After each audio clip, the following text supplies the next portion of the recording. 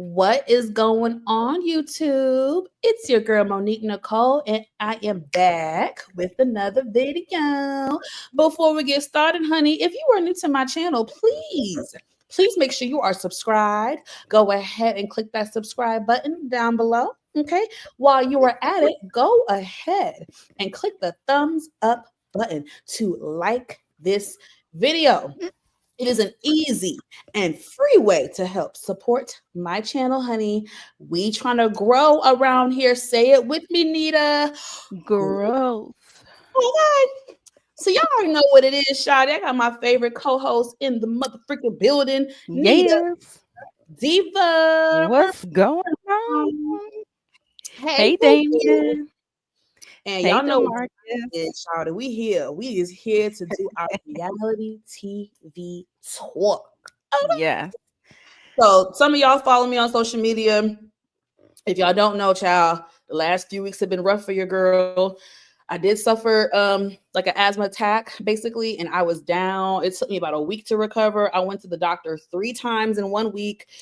It was bad, y'all. It was so bad. The pollen count in Georgia is absolutely diabolical. We reached an all-time record in history. A couple days ago was the pollen count was 14,000.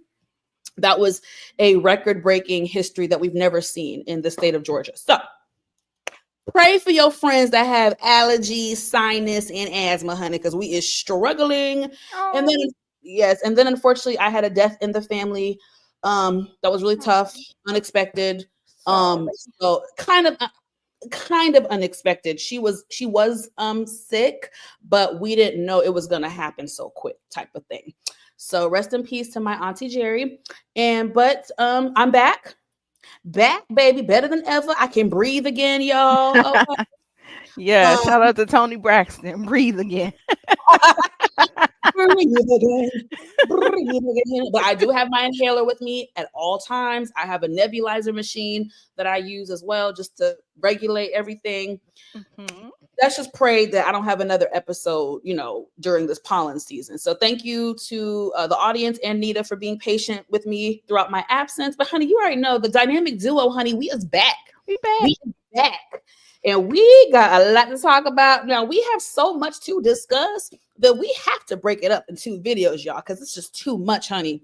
Right. So tonight we're gonna focus on the Georgia Peaches down here in Yes. ATL where I reside. Okay, Nita. Now, my favorite diva, my sweet Nita. What are your overall thoughts? A few sentences to sum up how you are feeling about Sweet 16 RHOA thus far. It's been 4 episodes. We are getting introduced to the ladies, some familiar Mhm. faces, some new faces. Nita the Diva, tell the people what your initial thoughts are thus far. Okay.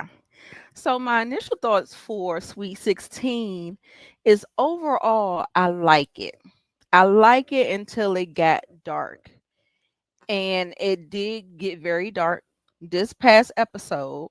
But other than that, I do like the ladies. Not all the ladies. Now I do have a favorite. And surprisingly, I thought she was gonna be my least favorite. I think I know who you're talking about. So, Mm-hmm. I'll give my thoughts on the newbies when we get to the section or whatever. But I Okay. like getting a breath of fresh air.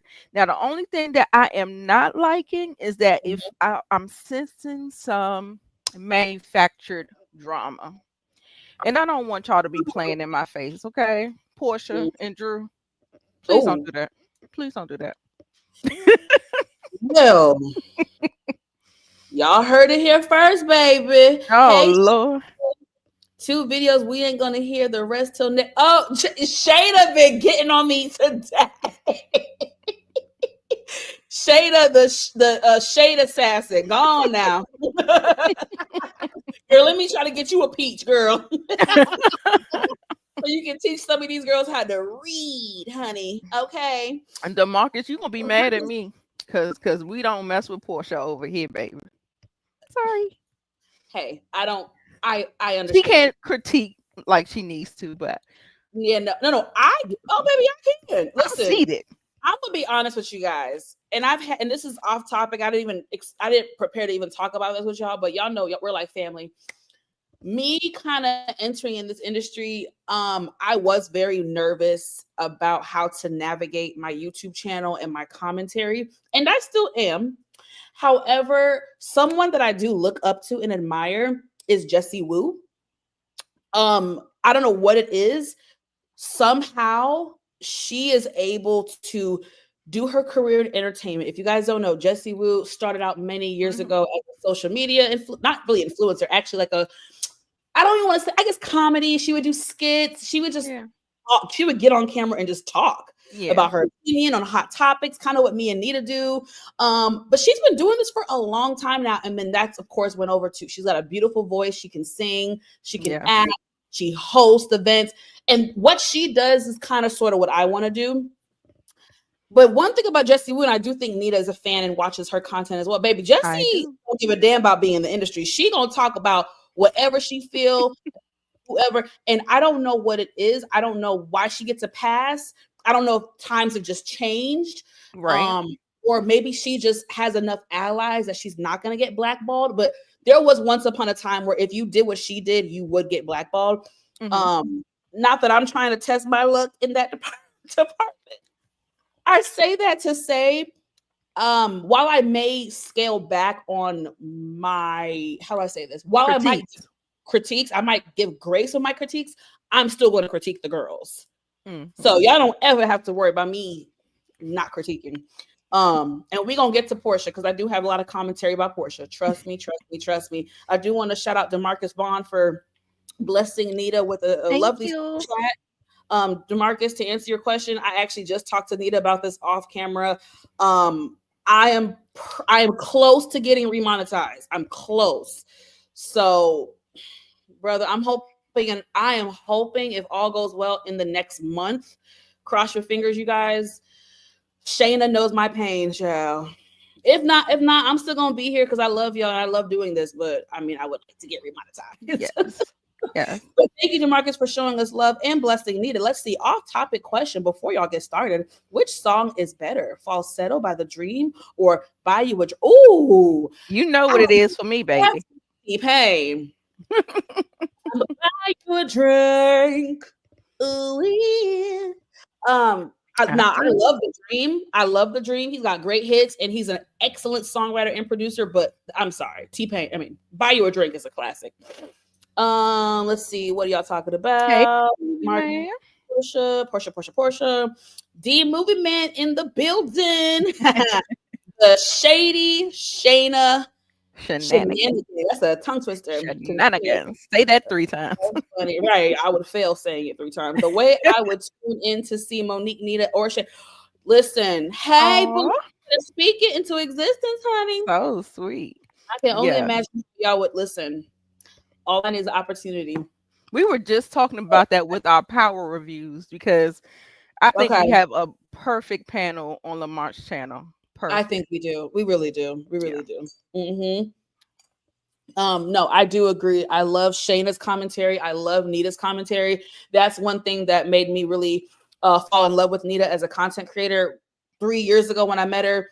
I just loved her commentary. It was funny, it was witty, it was intelligent, it was intellectual, and I like stuff like that. And then Shayna is also Shayna be clocking it. She be clocking.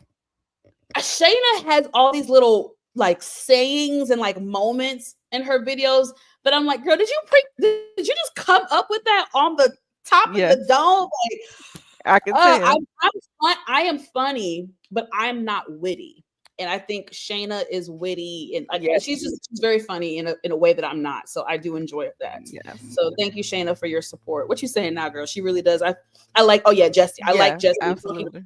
Yep. Yeah, but you know what? Jessie Woo has made it into the correct crowds. And so now she's a part of that. So yeah, like you said, you know the right people, you're in the right cliques, you're in the right circles. Yeah. I don't see myself going in as hard as Jessie Woo does, but I would hope that I can be in a space where I can still give my honest opinion on things and not burn bridges. I'm still trying to learn how to navigate that space, you guys. So Wish me luck. Yeah. Um, I miss her confessionals. oh, we're gonna get into That's the that. one thing that I do think I that is mean, off balance is that we don't I'm gonna have be her honest. humor. Yeah, we're gonna get into the season premiere, you guys, but I just think we have to kind of just speak on what just happened in the last episode. You know, you guys, it's been all over the blogs, right? For since last summer that Sometime. Kenya was suspended. Hmm. And when it was revealed what she was suspended for, Hmm. I understood because revenge P is illegal. And excuse me, as much as I've grown to like Kenya, I am very well aware of Kenya's flaws. Kenya historically has been known to push it too far, take it too far, provoke, antagonize. So I thought Kenya was in the wrong. Um, I still think she is in the wrong a little bit, but not to the capacity in which they tried to paint it. Um, Seeing Hmm. the last episode that just aired, I am utterly appalled with Bravo, Yeah. with the production company, with NBC Universal, the powers that be. Yeah. Whoever the powers that be are in this case, I am very shocked and appalled. I think Kenya deserved better. It's not to say she shouldn't have been reprimanded, but I do not agree with the punishment that was done to her. It was I just think what Britt Eady said to Kenya was egregious. And if you guys were gonna punish Kenya, you should have punished Britt Eady. Right. First of all, let me stop you there. Okay, Britt Eady should not have been on that set. They should have terminated her sitting up here um I agree. threatening people with pow pows with the I agree. hammer. I So agree. if Britt was gone from the moment that happened, That's true. that Kenya thing wouldn't have never happened. That's true. And it was a one-sided conversation.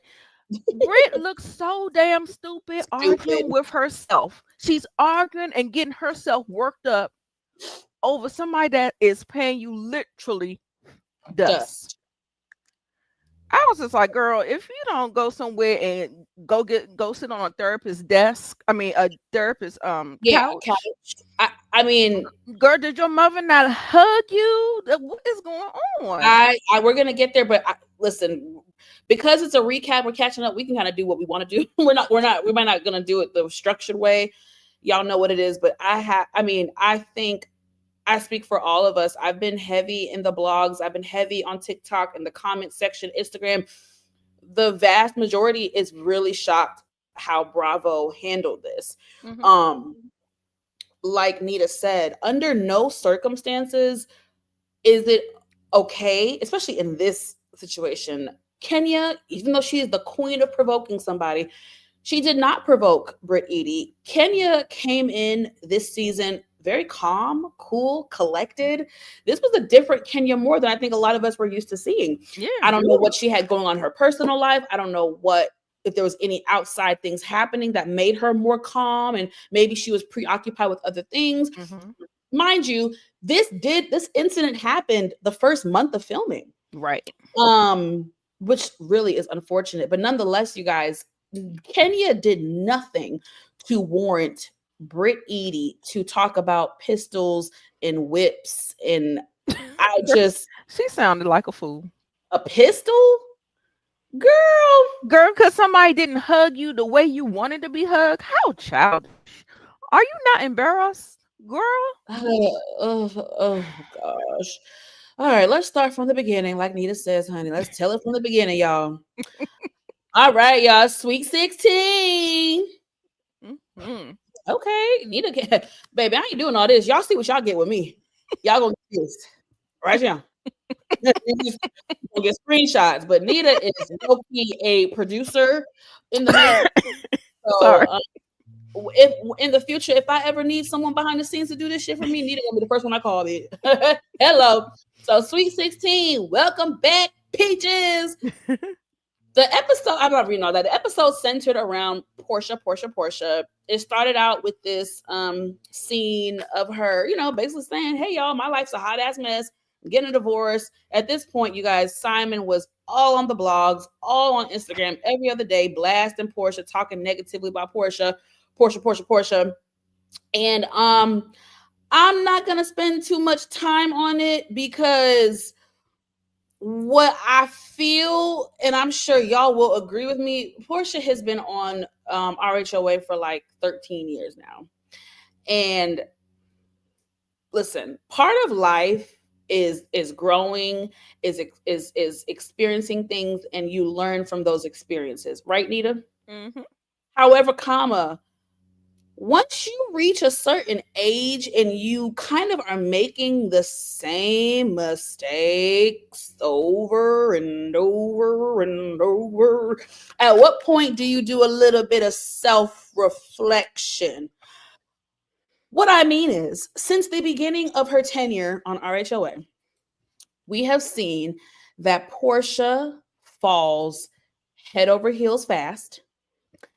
She does not give these men that come into her life, she doesn't give enough time for them to like really court her and for her to really get to know them and for her to really see, okay, is this someone that I really want to be with? Is this someone that I really want to procreate with? Is this someone that I really want to even Dennis? Mm-hmm. Dennis was a fast track, quick situation too. She got engaged and pregnant by Dennis within 3 months, 2-3 months. Right. You don't know anybody in 3 months, beloved. And you remember she was talking about a baby with the other guy too. Talking Yeah. about a baby nut and Now I will give a little bit of grace because they had history and they had previously dated a oh, few okay. years when she was younger before Cordell. Okay. They had prior history, and so that's the only that. Honestly, Cordell and that guy are the only guys that I think Portia actually really dated long enough. Everyone else, after Yeah. those two, it's always been fast track, Fast fast track. track, fast track, fast track. Every single man, even that little football guy. I mean, this is like her second, third season. She threw that ninja a football part. A surprise birthday part. Portia, you didn't know that. It was so awkward. Like even Candy, they were just like, we don't know this. Anyway, Portia has a track record, you guys, of falling fast and falling head over heels and being dumb. And listen, I'm a lover girl, but I ain't stupid. I'm not gonna procreate with someone after 3 months, and I damn sure I'm not gonna get engaged to someone and bring somebody around my child, Portia, after a month, bitch. You knew Simon for 2.5 seconds and you had that ninja around your baby. So, on one hand, while I do feel a smidget sorry for her, I also feel like Portia, it's time to grow up, beloved. And if you can't see the pattern that you contribute to, I don't really know what to say. It's to me, it's getting very repetitive. That's because she What doesn't learn. She doesn't learn. learn? She's very envious. She's one of those who want to keep up with the Joneses. And Mm, so she'll throw herself into these situations without thinking. And yes. then you have to suffer the consequences afterwards. And girl, no, the mama don't help. That's the way she was raised. Thank you, Kira. And so good to see you, Kira. You guys who are new to us, please also subscribe to Miss Kira Speaks. She is an awesome YouTuber as well. Please show her some love. Kira, honey, you hit it on the head. As much as I think Miss Diane is a very nice woman, I have said for many years that I think she and Lauren enable Portia in a very negative way. I mean, God, y'all, it's like clockwork. Every other season, we see what Portia crying to her mama, crying to Lauren. They sit on that goddamn couch, crying. I just can't believe this happened. Like, that is not the man that I married. No shit, bitch. You That's don't what even know the happened. man you married, girl. Know him. Duh, Portia. You're too grown. Portia is sexy and she is very entertaining. Jamarcus, you know my favorite line: two things can be true at the same time. Portia is if I Portia is a girl that she'd be a fun time girl. She would be the girl that if I'm in the city and I want to link up, if I want to meet men, if I want to have a girls' night, Portia is the girl I would call. I would not become close friends with Portia. And I'll just say that. Yeah. And she is entertaining and she's funny, but she's also dumb. Sorry, that wasn't nice. She's also not the She's smartest less than smart. when it comes And to then love also life. too, I think the thing about Portia is that she sits up there, Mm-hmm. and because she's a pretty girl, she Yes. benefits off of pretty privilege. So all Okay. the mean, nasty, gutter snipe, snaky things that she do to friends, co-workers, associates, and everything flies underneath the radar for people who are Mm-hmm. shallow, shall I say, and just Yeah. want to just like sweep the low character traits that she under the table. But no, baby, Right. I'm gonna clock you and Yeah, I'm gonna whack you. we have a lot of clocking to do with Portia, especially when it comes to Shamia. So get ready, Demarcus. I love you, but we got to keep it real. One thing about me and you, keep it real, dog, and we don't play favorites. Okay, Shamia, you guys, Baby. when I tell you I like Candy Burris, I have been rooting for Shamia behind the scenes. Me living in Atlanta for years before I even entered that industry, when Shamia was just the plus one on RHOA, I always liked Shamia. I thought she was beautiful, this dark chocolate woman, very bubbly, eccentric, outgoing spirit, fun girl. She was just that girl that was a fun time. And then living here in Atlanta, really kind of seeing and learning her career behind the scenes. She's been doing entertainment and stuff for years. She's acted in movies, whether small roles or not. She's been on several TV productions, movie productions. She was a Atlanta Hawks cheerleader, Atlanta Falcons cheerleader. She was on the radio station for about 2 years with was it big with Big Tigger on the radio show. Like, she is that girl, and she is someone that I do admire and look up to in this world of entertainment and media. So like Candy, I from the sidelines, I really have been rooting for her. I've always felt like they dropped the bag with Shamia. Yeah. And shout out to Candy Burris, because Candy is someone that kept bugging production and the powers that be, like, to bring Shamia on board. And I am just so thankful that she's finally getting her time. I will say part of it was because of her husband. I think there was a moment when they were going to bring Shamia on. Her husband wasn't with it. Right. I'm so thankful that he is now opened up to the idea. And we have Shamia. Yes, baby. And what I want to say about Shamia, the number of seasons that we've seen her on this show, Mm-hmm. she's never flaunted, gloated, to see what she got Okay. and know that she is that girl, that housewife of ATL, baby. Come on. Humble. And she's been married Humble. to him for almost 10 years now, guys. It's been 10 Yeah. years. So Yeah. she's been wealthy. Not that she's been living in that house for 10 years. No, they haven't. But she's been living wealthy with that man for 10 years. And like Nita said, she has not flaunted it. And people that I know in Atlanta that know Shamia have always said that Shamia, no matter what her wealth, she is so humble. When you Down to go, earth. she is down to earth. She is down to earth, you guys. So I I've love always it. been I for her. love it. I just love that she's finally getting her time to shine. Yeah. The home is $9 million. Yeah.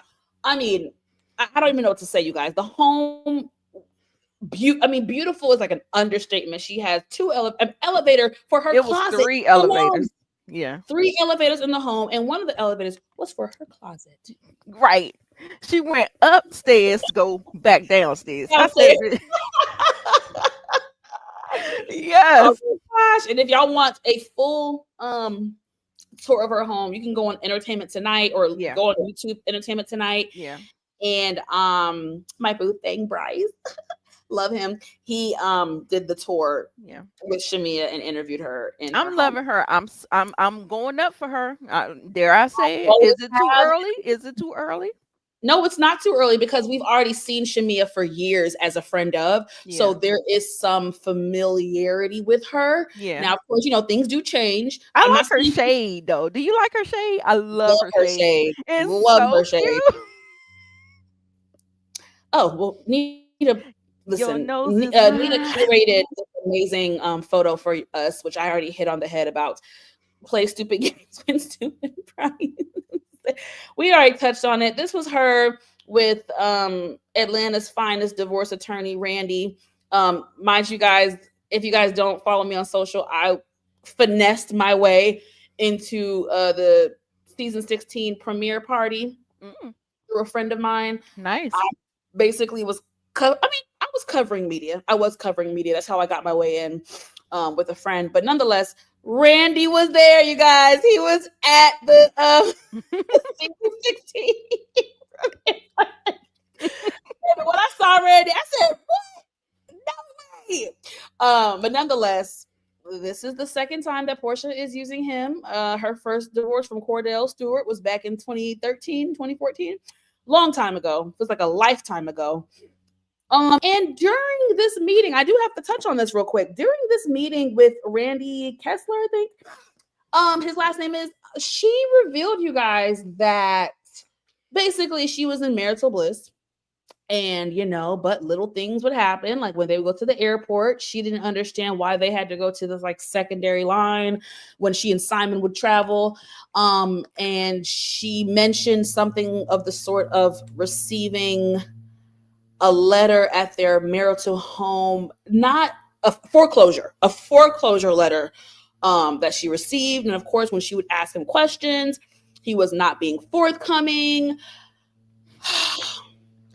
I just want to say, Portia, and we're not going to beat a dead horse because we already said it, but this is what happens, ladies and gentlemen, when you do a shotgun wedding or when you jump in head first and you don't really know the person that you were laying down with, let alone marrying. So while I sympathize, uh, anything Girl. you remember anything else that she was said? Any takeaways or surprises that you had about the foreclosure, the airport? Okay, we're gonna move on. Okay, yes, I have this. Yes. Okay, y'all. So some of the newbies, we have Shamia, or her beautiful self. Next to her is Kelly, and across from them is Britt Edie.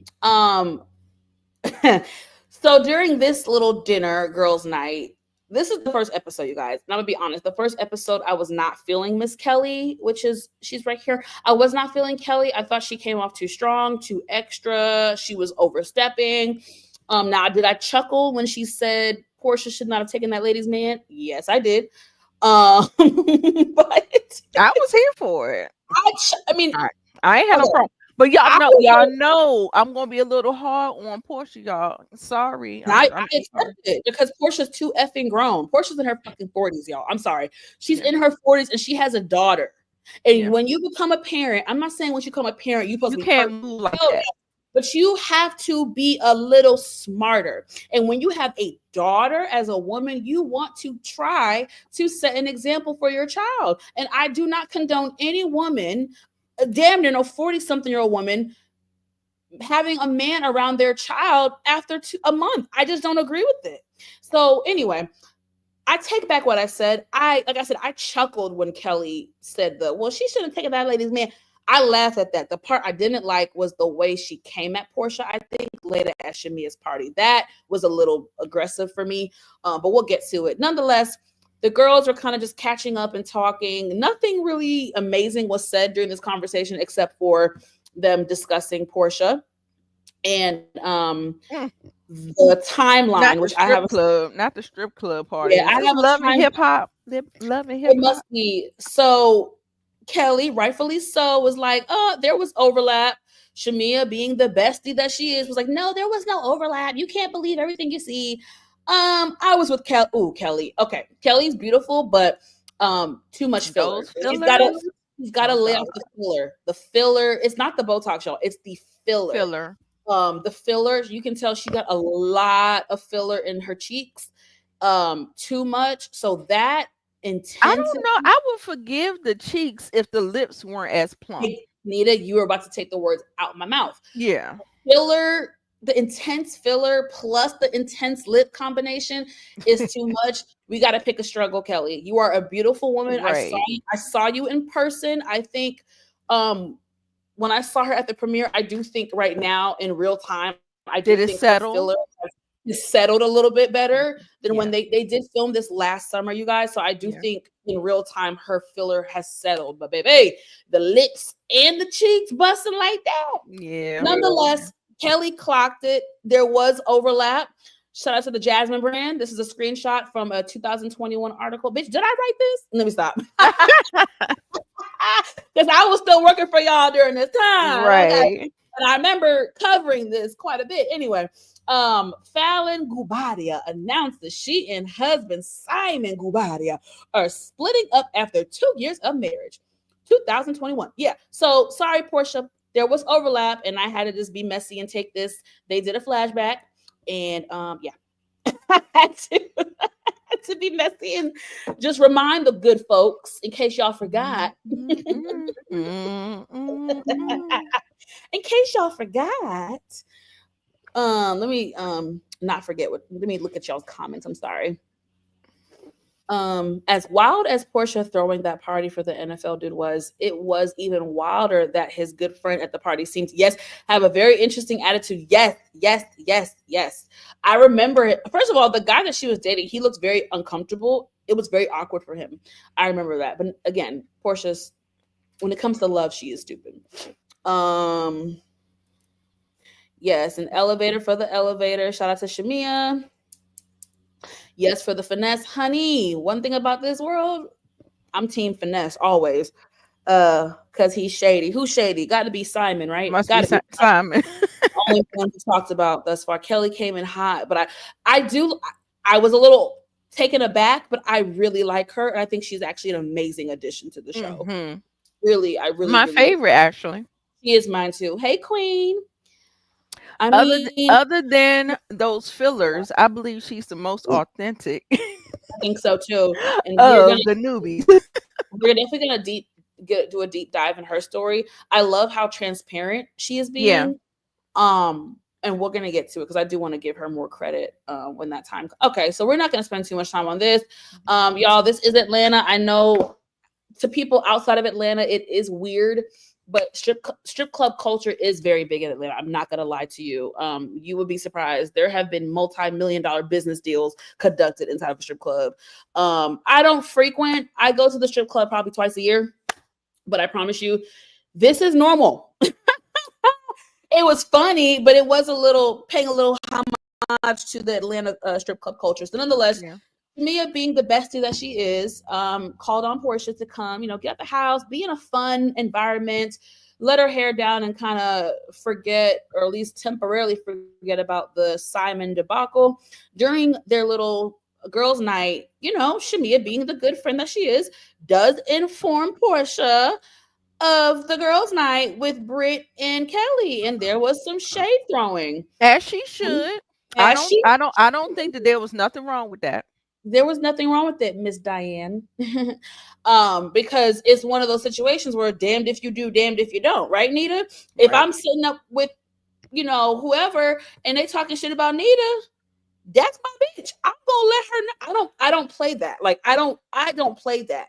If you're my real close friend and people are talking bad about you in my presence, I'm going to defend your character and your name, and you're damn sure I'm gonna let my friend know. So Shamia did nothing wrong. Damned if you do, damned if you don't. We will revisit this Later. soon.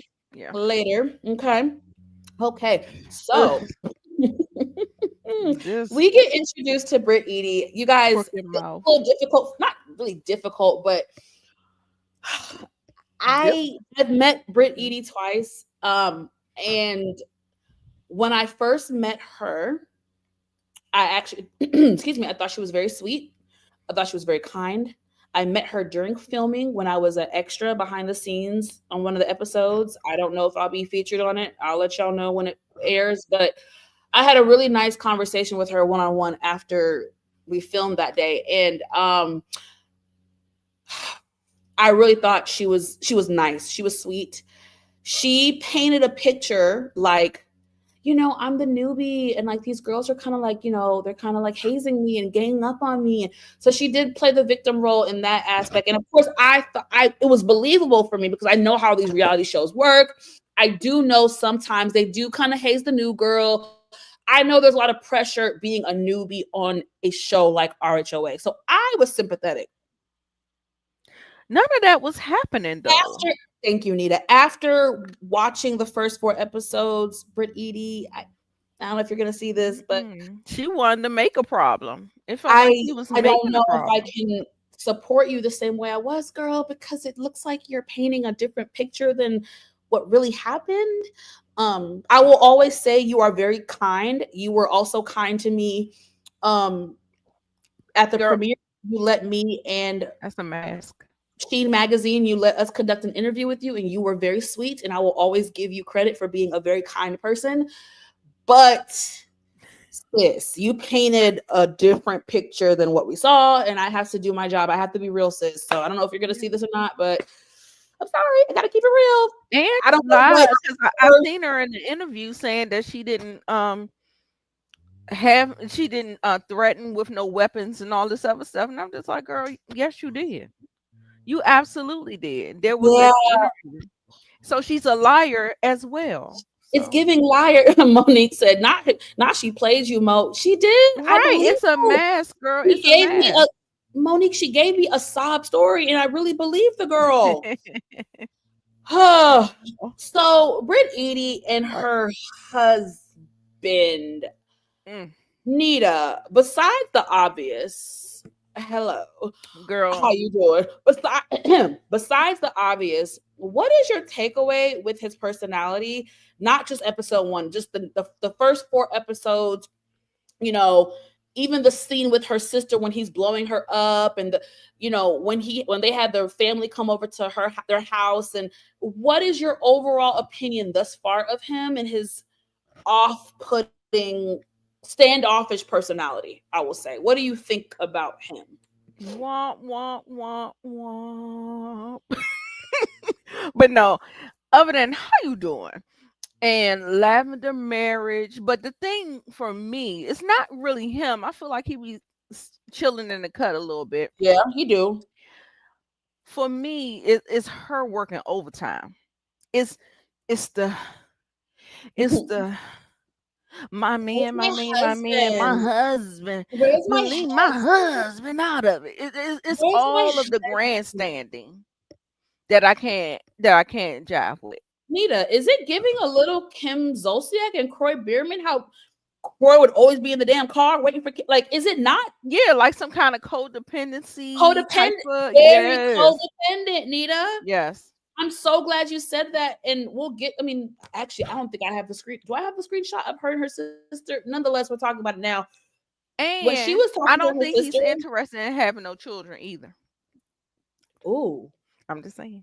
okay. Well, that was a topic of them having kids, and Very nonchalant. I mean, Nita, maybe he's just a nonchalant guy. he Maybe. might Maybe that's what it is. be. You That's guys, a serious I subject, just right? never of all the, because y'all know I watch all the, not I watch majority of the Housewives, meaning New Jersey, New York, Beverly Hills, etc. The husbands this season are just not nice. They're not really, they're just not giving me supportive husband. Like, even if you're shy of the camera, like, being shy of the camera is still different than just coming off like an asshole, or just so like, I don't know. I just get weird vibes from him and Charles Oakley. And we'll get to him later. But nonetheless, I have a lot of question marks with this relationship. Definitely a lot of codependency. Okay, let me talk a little faster. Kelly. Like we said, I think Kelly is an amazing addition to the show. Um, Kelly, from I think the first episode, kind of gave us some insight on her tumultuous marriage. She was married for 11 years. I think there was an age gap, Nita. Am I making that up? I don't know. I'm not quite I'm not sure. sure, right? Okay, maybe I'm making that up. But But girl, what I want to bring your attention to, I want you to please. zoom over Uh-oh. to the wedding picture, right? Yes, ma'am. Now you know how tiny Kelly is. Yeah, she's very tiny. And that nigga is He's a tinier than her. You don't, girl, tinier. run. He's Oh, big. no. I'm talking about short. Oh, short. Yeah. He's short. Run away from short niggas, y'all. Run away. Nita, Run away. you cannot do a short nigga Dr. G, PSA. I'm a drag Dr. G tomorrow. Dr. G is the Napoleon syndrome, y'all. Yeah. I'm telling Um, you, you guys, don't listen if you want to. I have witnessed a guy that had the Napoleon syndrome. He wasn't violent, but he would have outbursts. Um, yeah, the Napoleon syndrome is very real. I'm not saying that applies to all short men, no, but I have witnessed it. And You prove to me that it's not. That's what I want. no, I don't think it applies to all short men. Does it apply to a lot of short men? Yes. You know how we have to Oh, do the I need my paper. you Not need the all, not not all. all. You gotta I do a need my. not all because you know in the world of today and social media, baby, And I went to work today. I could have did it. all men don't do nigga. We know. Anyway, I'm not gonna Get start that away from tonight. me with this. I'm not gonna not all. Wait. Oh my God, Becky, we know. Get the fuck I'm out that so nigga. exhausted with that. So exhausted having to constant. Anyway, that's another topic for another day. Um, he's a piece of shit for physically assaulting and abusing his wife. Oh God, we'll talk about it later because she dives into it with Kenya, and it was just really it was hard. It was really hard to listen to her story, and I mean, shit. I don't know. I'm all over the place. No, let me not. It just reminds you guys sometimes you just never know what people go through. You just don't know people go through. Okay, y'all. So Kenya Moore meets up with Drew. They are friends, you guys, and I'm glad they have maintained a friendship because Kenya did haze Drew, and this is why I did believe Britt Eady because if y'all go back to Drew's first season, Kenya was really mean to Drew. I'm sorry, Kenya was so mean to Drew, unprovoked. So anyway, Ralph, Ralph, one of the most sorry ass ninjas I have ever witnessed in life. Sorry. Ralph and Drew are full blown in the middle of their divorce, and it is not a pleasant divorce, you guys. It is very nasty. It is to the point where they have to have the judge involved, they have to have a guardian ad litem. I've told you guys I used to work in mental health, and we would have clients. How do I say this? It's so complicated. We would obviously we'd have clients that were children, and witnessing how nasty divorce. I witnessed it firsthand on that job. And that was my first time really seeing how nasty divorce can be and how the children are in the middle and how the children suffer. I had to play referee a lot of times with parents and having to correspond with the guardian ad litem, having to fax over documents to the court. Like it's real. So when she was saying about the judge and the court system and the app, Yeah. I'm familiar with that app that they used. It's very real. It's so real. I actually have a friend right now who's in that situation, and he has the app with his soon to be ex-wife. It's real out here, y'all. That really is real when it comes to divorce and shit like Yeah. that. Nonetheless, Can I ask you a question, Mo? oh yes, You let me know. Do we yes, know ma'am. if Ralph filed for divorce or did Drew file for Drew divorce? filed F what Ralph lying. Well, they both lie. F what Ralph says. It is documented. I believe. Let me not, because I remember writing articles on this. Allegedly. I'm gonna say allegedly, if my memory serves me correct. I believe Drew filed first. Yes. Yes, Auntie, I hear you. He is What the happened? worst. He is Michelle one. I Brown. said Look it. look at Michelle Brown. Oh yes, Michelle. Hey, Auntie. Ralph is the worst. Yes, he He said he's said doing bull crap. Exactly. he's I trying to agree. take the money. I That's why agree. that's why I almost felt like he low key um filed for the divorce, Of because the course. way the tone of Drew, she was more like a pick me. She was more like a, you supposed to give your husband what he wants. Yeah. That's what she said to Sonya or whatever. Yeah. So Uh-huh. I assume that Ralph probably filed for divorce, and this is the outcome. But I don't know. For some reason, Drew gives me actress. Ralph gives me opportunists. He's trying to make money off Absolutely. of this. He Absolutely. came out with his podcast the same day that RHOA came But out. see, he did that to be nasty to Drew. He did it to cut her. He did it to cut her. Um, yes, Miss Kira, Ralph in the Basement basement dweller. doing podcast with his sorry ass. What's up, Tamika's Den? Y'all Yeah, already know what it is. Tamika is one of the hardest working YouTubers out here, baby. Please check out her channel if you haven't already. absolutely. Let me just pull up a lovely picture of Ralph's headquarters, which is so Ralph. It's giving red pill. It's giving basement dweller. It's giving I live in my mama basement and I can't Uh, afford nothing else. It's giving loser, It's giving loser. loser. And you guys, a lot of stuff got revealed. I think the second episode when Drew met with her I can't talk. Yeah. Divorce lawyer. I can't talk. Sorry. The divorce attorney was like, listen, I loved how she laid it out. Mama said, baby, you want me to tell the truth, the whole truth, and nothing but the truth? I got you, boo. So Ralph, right, who claimed to have all this money, so much success, isn't it funny how Ralph has not turned over his financials? It's not funny. Isn't it I isn't it blame Drew. interesting? I Tell me blame why. Drew. Tell me why, baby. Tell me. He should not have access to your financials. Okay. For Yeah, why? For that's true. what? That's For true. why and for what? I need to know that first. For Does why he and for have what? financials, or are Girl. you the submissive provider?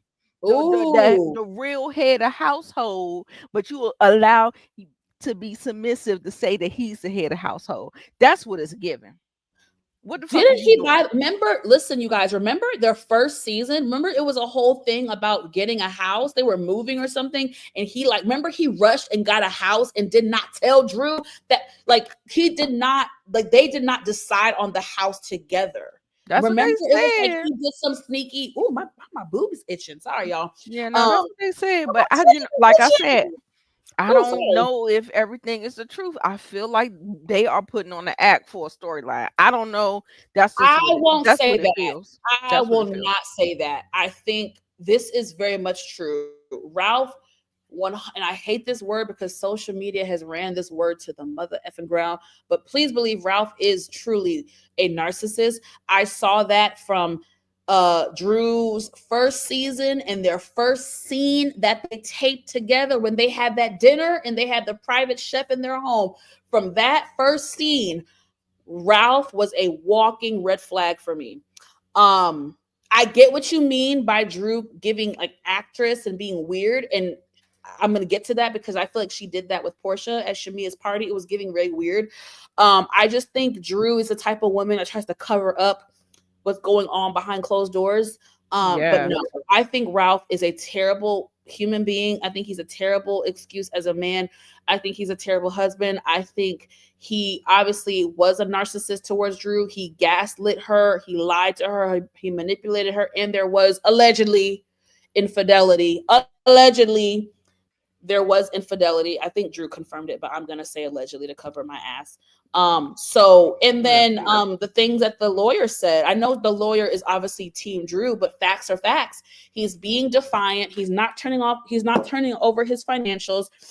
He claims that he doesn't have enough money to pay the mortgage on this house, plus go find something else, somewhere else to live until the divorce is finalized.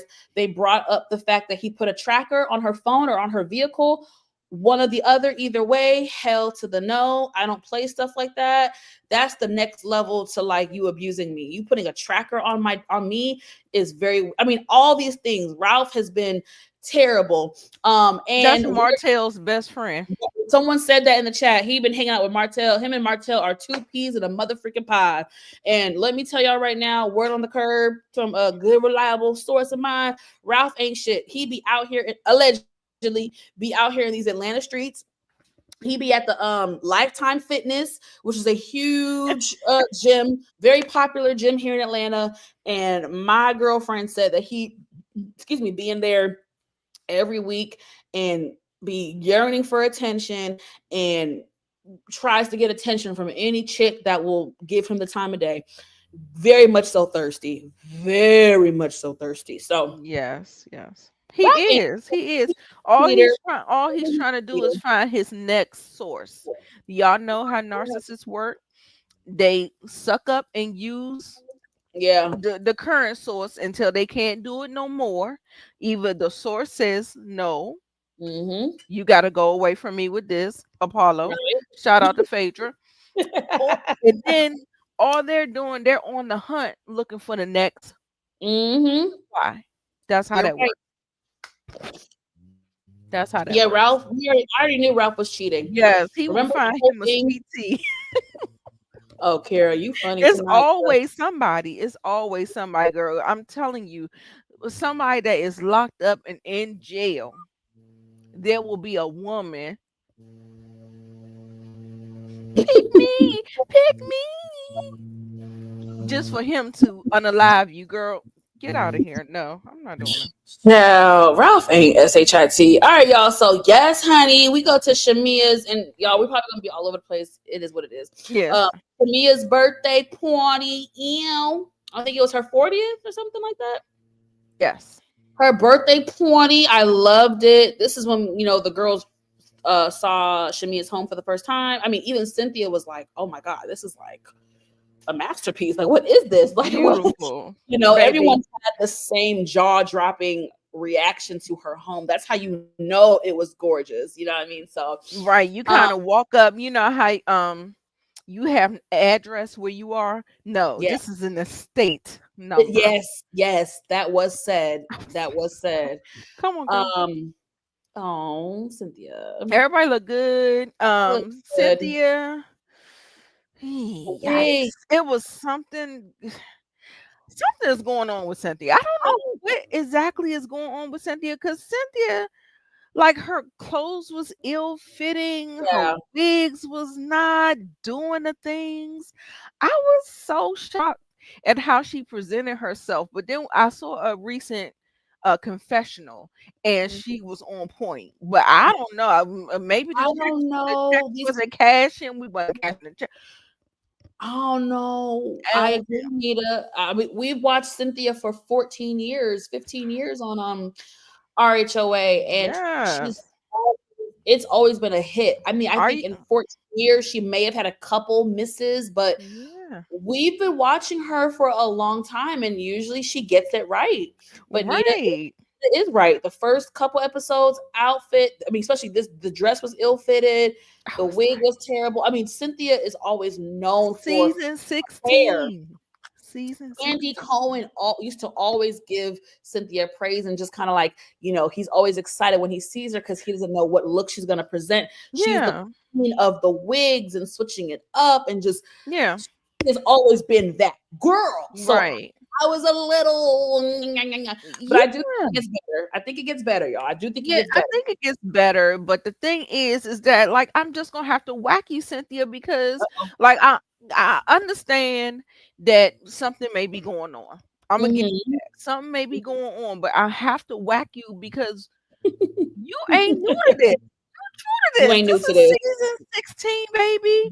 You You're right. know. You're No, no, right. no, no, no, no. So I'm gonna You're have to right. whack you. Love you, Cynthia Boo, but Okay, so Cynthia what looks good signs at did they the say they were? Scorpios? Did it Oh, I say they don't was remember, girl. You know, I Scorpios? don't be knowing She about was this like, stuff. "Oh yeah, I definitely sense some Scorpio energy. They're both the same sign." But Mm-hmm. she was like, "Don't be fooled by little Kelly. Kelly is No. bite size, but she got a big Okay. bite." Sometimes big things come in small packages, and you can apply that to a lot of different things. Mhm, mhm. Don't let the small Yeah, ones. Watch out for them small ones. Watch out for them quiet ones. Watch out for them. Um, so I'm not gonna spend too much time on this. Shamia just, she did. tells She her, did right. She did "Hey right. sis, heads She up. Portia's right. my bestie. I told her what you said. Sorry." Exactly. Exactly. And like there was no maliciousness with it. It was like she Nope. told Portia, she gave her a heads up. She told Kelly, I gave her a heads up. I Period. feel like she handled that beautifully. And if I agree. anybody say that they didn't rock with that, like You're girl, I'm weird. looking at you with the side eye. I agree, Nita. So Shamia's sexy ass finally makes her debut on the scene Yes. for her B day, and her good old hubby Gerald bought her a Rolls Royce worth Cullinan 400K, 430K. 30 to be exact. Ew, Mm, money. He got that money. bling bling bling. Oh, Bitches and is we gotta talk mad. about how he got his money. He does HVACs. Listen, Yeah. listen, you guys. Everybody don't gotta go to college. I feel like if you, especially if you got a son and he don't really know what he want to do right away, I feel like take his ass to one of them trade schools. I feel like, you know, they did us a disservice with trying to sell college as the American dream. And it is a dream, but it's not everybody's dream. And I feel like for people who are indecisive, and young and just fresh out of high school, trade school is great. You can make, do y'all know how much these handymen and plumbers and HVAC, do you know how much they make? Obviously, we see And Gerald as an example. Go ahead, sorry. yeah, I was about to say, and I shouldn't have cut you off, but No, no, no. and as in some programs actually pay you as they train you. Ooh, So you okay. make sure that, if you have a son that needs to, try to find himself outside of Yes, college, yes, they will pay you as they train you. So absolutely. just make sure you are finding all the opportunities that you can for your sons and stuff like that. Yeah. But how do you feel about Portia trying to steal her Oh, fucking moment? See, Demarcus, that's why I don't Portia. Demarcus left us, child, but thank you, Demarcus, for by earlier. We appreciate you. Yeah, no, I thought it was tacky. Her being 4 hours late was tacky. Look, and I understand that the word on the curb was Portia was okay. And this, I think there is truth to this. Portia was at her mom. Okay. If y'all don't know, Portia's former house that she had was in Sugarloaf Country Club, which is 10 minutes from where I live. That's the same neighborhood that Nene lived in.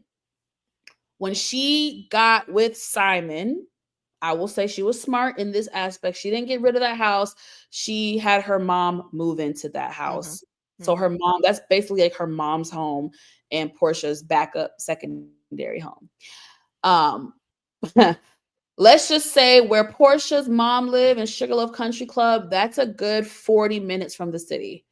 On a good day, 35, but 45 minutes from the city. And depending on the time of the day, could be over an hour. So allegedly, she was Ooh. getting ready at her mom's house, which is for much further away from Shamia's house. So that was part of the delay. I did have concerns because she FaceTimed Cynthia when she was getting ready, and Cynthia was already, I think Cynthia already had her makeup on. So I already clocked. I was like, oh, Portia, bitch, you about to be late. Like I already kind of felt like she was gonna be late, but I didn't know she was gonna be 4 hours late. So she was drastically late. Um, I just think Portia, I don't really know what to say. I'm not gonna say she intentionally hijacked the moment, but Portia being a selfish and self-centered person, um, this is kind of on brand for her track record, I will say. It was very awkward. Like the girl walked. I feel like Portia, you can't use your context clues The whole effing party was huddled to one side. All lights, camera, action was on Shamia. You couldn't tell that, like, I don't I don't know, y'all. I don't think that's something that I would do. I think I would have quickly used my context clues and realized, oh, there's a moment happening. The whole effing party is exactly, Michelle. Read the room, beloved. Read the room, Portia. So no, I probably would not have done what Portia did. But again, Portia is very self-centered. So it's, like I said, it's on brand for Portia. And Nita will be right back, you guys. So yeah, it's on brand, but like Michelle eloquently said, read the room. Monique 69 Ways Johnson, also another amazing YouTuber. Please go check her out if you have not already. Portia is a hate. Oh, I miss you, Monique, so much. Portia is a hating hoe. Okay. Hey, I can't say I disagree. You would, but Portia is a yeah, Portia is, Portia's been selfish since day one. Yeah, it was awkward. And Kelly was like, damn girl, not during her moment. So okay, yes, honey. And I think I have a photo of her twerking on that car. I know that's right, Shamia. I be twerking too, baby. I put my ass and titties all on that car. If my husband got baby, the ass and titties, hey, ass and titties, ass, all of it, all up on that Rolls Royce. So I ain't mad at your sister or her fine ass husband, Gerald. Hey, Hey, DJ. I need me a Gerald, honey. Listen, I was gonna ask y'all that. Do y'all like Shamia with the short hair? I love the short love hair. it. And I I'm love it. very picky when it comes to short hair. I'm a long hair type of chick, but that short hair on Shamia is gorgeous. It's cute. It just gives me sexy, sophisticated, grown woman vibes. And I love it because she still slaps on her wigs when she wants to switch it up. I love the versatility, but the short hair on her is so beautiful. You are so messy. Nita, you are such a good producer. We got to get you to produce some of these shows one day, girl. I'm speaking it into existence. Listen, look what Monique said, Nita. You know she don't hold back. Right. Hating ass hoe.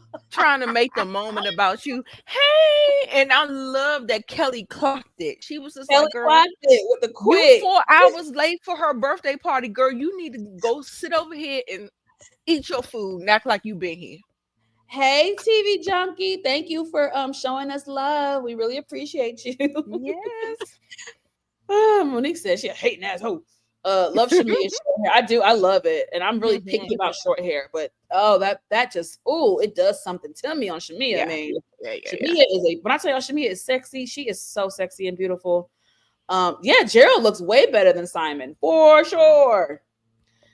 And that's why I was okay with her getting with Simon. I mean, with Gerald, because what she say, she was expecting him to have kids. He ain't had, when they met, he had no kid. It was like she was like, "Oh yeah, y'all, we didn't even talk about that damn how she met him." That long ass. Bitch, this is how I fuck with. Sorry, I F with Shamia because I know she a real one. Baby said, "Baby, we was together all night, and my stomach." I had to go toilet. I thought it was a cute story, but people was mad. Content creators was like, "Girl," I was just like, "No, I thought it was cute and funny and very much so real." Yeah, but it was funny, and it was funny how they was trying to make her seem like she was long winded, like Quad. Shout out to Shamia can be. She's a talker. Shout out to the Tauruses. We are a little long winded, and I'm a Virgo, and I'm just different. I can be a chatty patty. And to be honest, Shamia talks for a living, you guys. So you got to give her grace. But nonetheless, it was a really funny story. Miss Kira said she could have kept that. It was the boo boo part, right, Kira? It was the boo boo. We didn't want to hear the boo boo part, right? But hey, I love a good love. I love an unconventional love story. So yeah, but not you liar. I feel like I could have put not Dennis. I think Dennis is keeping it real, I think and he's keeping it real. I agree with Dennis. I do Um, too. Portia is a liar. Drew is a liar. They're doing this to deflect from their real storylines, which is their husbands and their divorces. Okay, so I'm gonna disagree. Um, I actually do not fault Portia in this situation. I may have a different opinion. Um, just hear me out, y'all. Y'all don't have to agree, but just hear me out. So when it comes to this Drew and Portia and Dennis thing, I actually am defending Portia. Shockingly, I am defending her. I will tell you guys why. We've known from her first season that Drew has trouble with telling the truth. We know that Drew has been calculating before and really has been a liar. Um, and I'm glad that Kenya and Cynthia did check Drew later on in the episodes and was like, no, ma'am, under no circumstances, beloved, are you to work with any of our ex-husbands, baby daddies, and not properly run it by us as friends, as associates, or as cast members. I think what Drew did was I think Drew is the calculating one. I think Drew doesn't have much of a storyline. Besides her obvious divorce from Ralph, the music thing, it's part of her real life. She really did do an album. I'm not mad at her working with Dennis. I'm just mad about how she went about it. It did feel sneaky. It did feel conniving. It just felt very shady. Then to add insult to injury, you as a brand ambassador for Go Naked Hair, you 100,000% crossed the line. You guys, in that industry of being a influencer and a brand ambassador for a company, I don't care how y'all feel about Portia, take Portia out of it. Right is right, wrong is wrong. Under no circumstances, if I'm a brand ambassador for a company, there's no world where it is acceptable for me to do my own photo shoot for the brand and not run it by the powers that be of the brand and get approval. Any content creator, YouTuber, Instagram person who is promoting a product, it is approved by that company. It was 100% unprofessional and inappropriate for Drew to sneakily contact Portia's Go Naked person and try to schedule a secret photo shoot. Take away how you feel about Portia. It's business, and that was conniving. So I do think, and again, I don't take up for Portia often, child. I can probably count on one hand in the last 13 years. It's not often, but right is right, wrong is wrong. If I was Portia and you did that with my business and you're trying to film with my baby daddy on my platform, no, baby, you can't. It's not cool. It's not cute. It's not cool. It's not that. And again, Cynthia and Kenya checked Drew and informed her, hey, many years ago, when Kenya was producing her film and she wanted Leon to be on, she properly communicated it with Cynthia and got Cynthia's blessing. And I think the same thing should have been done with Dennis. That's my baby father. We're co-parenting. We have a child together. Dennis is part of my storyline, bitch. You can't take my ex nigga, my baby daddy, and try to film with him for your story. It is, you guys, take Portia out of it. When you look at the facts, it is a conflict of interest. I don't care what you guys say. You guys can ask any housewife. There is no housewife who would be okay with what Drew did. Period. There's nobody. Nene, if it was done to Nene would be pissed. It's a conflict of interest. It's inappropriate. It's unprofessional, and it looks very shady, Drew. Because, bitch, I'm Portia better than me, bitch. Because I would be like, okay, bitch, why don't I go film with Ralph? How about I go film with Ralph, bitch? Let's see how you like that. Then let's do that then, because I don't feel no way sad about it. I don't like how people think that they have a monopoly on another person once we are done and kaput. Just like Dennis said, she over in Africa eating foo-foo. She eating foo-foo. Ain't thinking about him. He sat up there and filmed with him and her and that whole family matter shit. Like Dennis he really just be like trying to lay low, stay in the cut, do his thing. This is business. I'm not saying I'm fucking your husband or your baby daddy. And if I was, matter of fact, I would like for her to do it because guess what? You don't control me. Because every time we talk to Portia, it's not that deep. It's not that deep. Okay, it's not that deep. But it's listen, I know it's hard because Portia lacks a Portia moral moves different. Portia lacks a moral compass, and Portia is a walking hypocrite. That's why I think a lot of you are having a hard time listening to what I'm saying. But that's why I keep saying take the person out of it and just look at the principle. Like I said, I could name any housewife that we love. It would be a conflict of interest. It is not okay. And what I'm saying is, I have no problem from the outside looking in. I don't think Drew is wrong for working with him. I don't think that at all. It was the lack of communication for me. It felt backstabby. It felt sneaky. But if Portia kept on, if she kept on like batting, like every time she tried to communicate, she said she tried to communicate 3 or 4 times, right? Yeah, And she kept on backpedaling and stuff like that. Girl, I would have look. She was trying to give her the courtesy of having a face-to-face conversation. Girl, I would have sent her a text. Girl, I'm working with Dennis. I just think it was sneaky. I think it's twofold. It's one, you're working with Dennis, which you should have just told me, and then two, you're trying to film with him on my show. That's my baby's father. That is a man. No, she's a peach holder too. So I just don't agree. I would just have to agree to disagree. I just don't. Fine, but I'm saying she's on the same show holding the same peach as Portia. So no, it's not cool. Y'all can talk. I'm not saying that it's cool, but Portia, there is no housewife. There's no housewife in this entire franchise who would be okay with what Drew did. There's not a single man. Portia done came and went to Fallon's house and left with her husband and her henna say. I said, girl, Portia, shout out to Rodney. That's why I said I think people don't care because of the person. I don't care. Portia don't have a moral of how you move. Right, exactly. So that's what I'm saying. I understand y'all don't give a damn because it's Portia. I'm just saying I'm able to take that out of it. I'm looking at it for what it was, but I get it. Portia's not really someone to defend because she doesn't have a moral compass. She's and shady. Portia is very one-sided. She does not give what the other person give. She won't even give Drew a conversation. So, girl, what am I gonna give you today? Well, no. Let's be real now. I'm not having a conversation with my kid next to me. Babies are next to. I'm not doing that. Drew was full of shit. That was not the appropriate time. No, Nita, come on now. That was not the appropriate time. Kenya's baby literally walked up to Portia like it was kids. Why are we going to have that type of conversation with children around? No, ma'am. No. We're not going to do that. I felt like she was waiting for the cameras because they could have been had the conversation, but she kept ducking and dodging. But that's fine. I'm fine. I'm good. I mean, we can move on because I'm not talking to you with a whole bunch of kids running around next to me.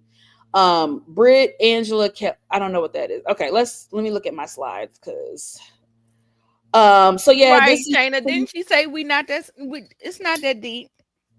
Yeah, she's saying that now, y'all, because she got the heat from the fans who made her, I guess, feel like, okay, maybe I overreacted, but I don't think Portia I think Drew is shady. And Drew is manipulative, and it was shady. So that's just how I feel. Yes, Mo 69. She said Portia had time to sit down with Kelly, but not Drew. Got it. Yeah, no. I mean, you can't sit down with somebody that is refusing to sit down with you. So, I mean, that's true. I'm not begging. I'm not doing none of that. It's a professional It's a professional thing. Drew was wrong. Talk about my angel on earth, bitch. What? That was too much. Even stop putting the stank on it. Even Angela Oakley was like, that doesn't sound right, Drew. Drew, I'm sorry. In that scene, Drew, you want to talk about actress? It was something very weird about that scene. Drew, the way she was smiling and what? Me? What? Huh? What? It was very full of shit. I'm sorry. Two things can be true. Portia ain't shit, but Drew ain't shit either. I mean, I don't know how to flip it. Drew was just giving me weird energy, and then she She He is always does.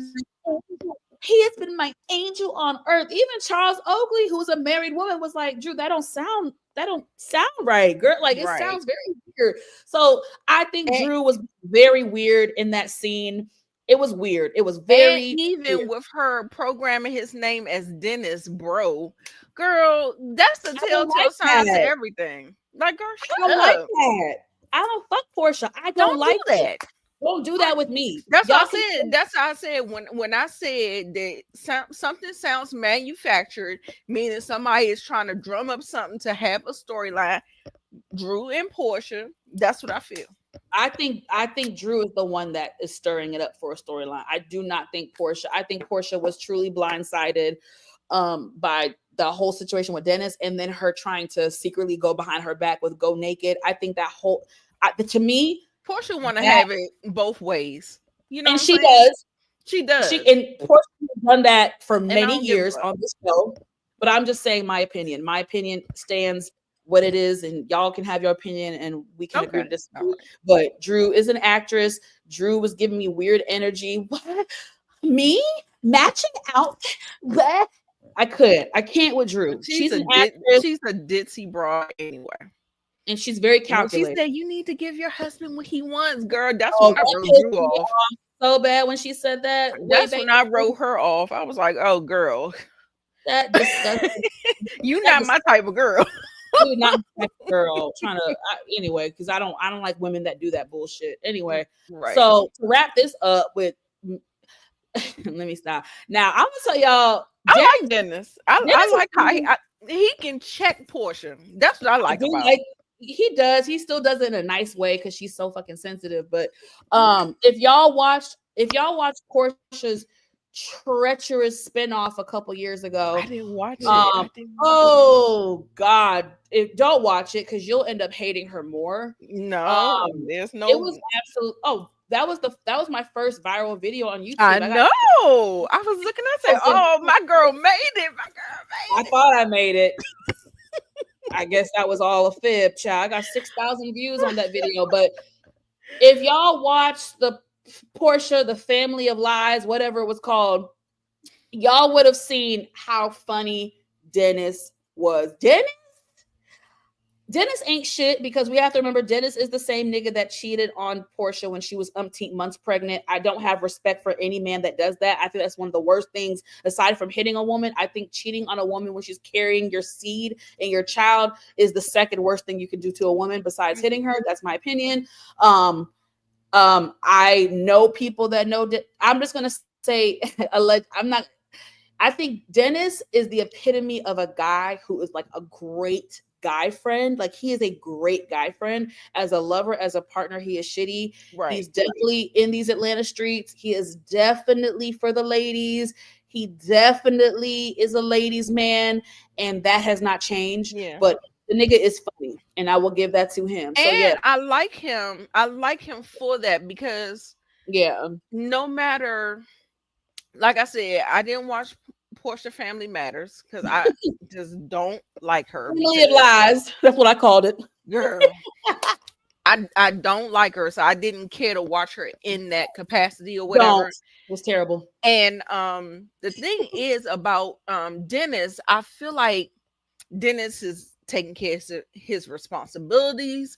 I feel like he draws boundaries where they need to be boundaries. I Yeah. feel like he's not problematic after they broke it off. Okay, yeah, he caused all this turmoil and stuff while y'all was pregnant, but once the thing was broken off, I feel like he's moved accordingly. Like he's a guy that could come to my home to pick up our Oh, child. yes. 100%. I think Because Dennis is my a good, ex-husband does not come yeah. to my home to pick up my child. Sorry.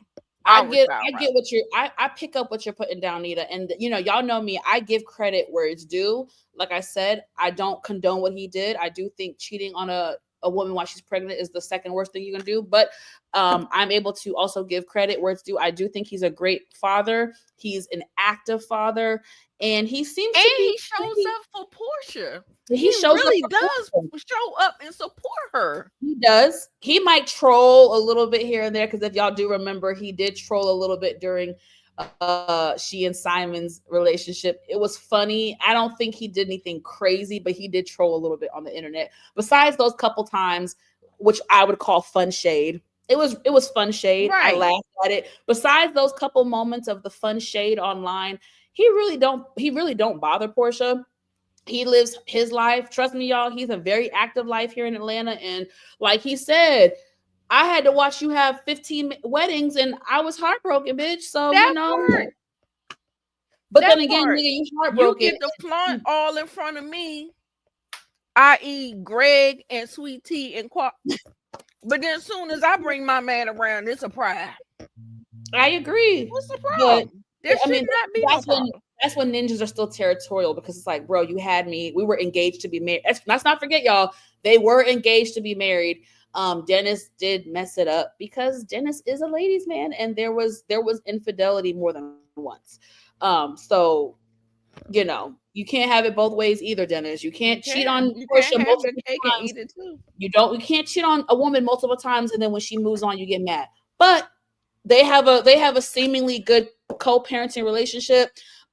During that spinoff, there was a terrible brawl between Dennis's mom and it was really nasty.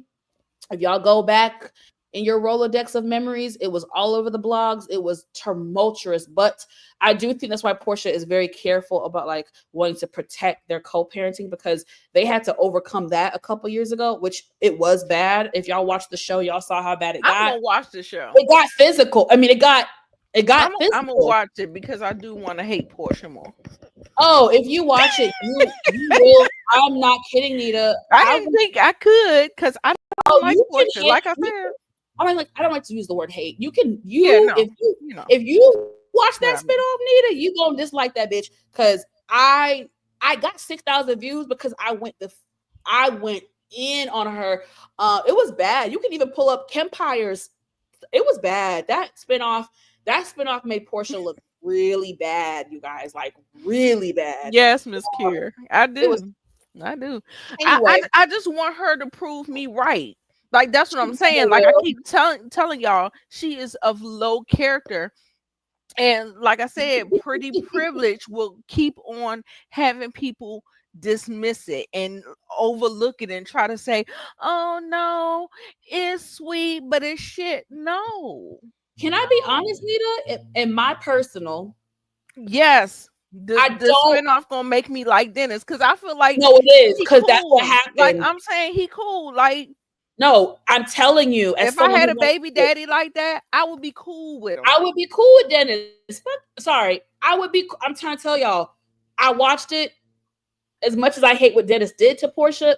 I'm sorry, if y'all go back and pull up the old blog clips from 3 years, I'm telling you guys, the fans, the audience was on Dennis's. It was like Team Dennis, like including me. It was And 100% that's why Portia Team is trying Dennis. to control the narrative on Yes, her platform. She's on a yes, housewife platform. But if he's working with Drew, yeah. she can't control that Can't narrative. control That's it. a It's that's a true. narcissist controlling somebody. That's a narcissist trait. You can't control nobody but yourself. Okay. Can I give you Portia, my I POV? suggest you control yourself and stop Hello. trying to control everybody else. Okay? Can I give you my POV? You mentioned the pretty privilege. And while I understand where you're coming from, for me, I don't think that's what it is. I think with Portia, it's more so the lack of accountability from her family. From the beginning, from her first season, or I guess season 2, when her and Cordell were going through a divorce. I will never forget the scene where he sat with Peter and told Peter his grievances of the marriage and the behind the scenes thing and how he felt like Portia's family would always overstep.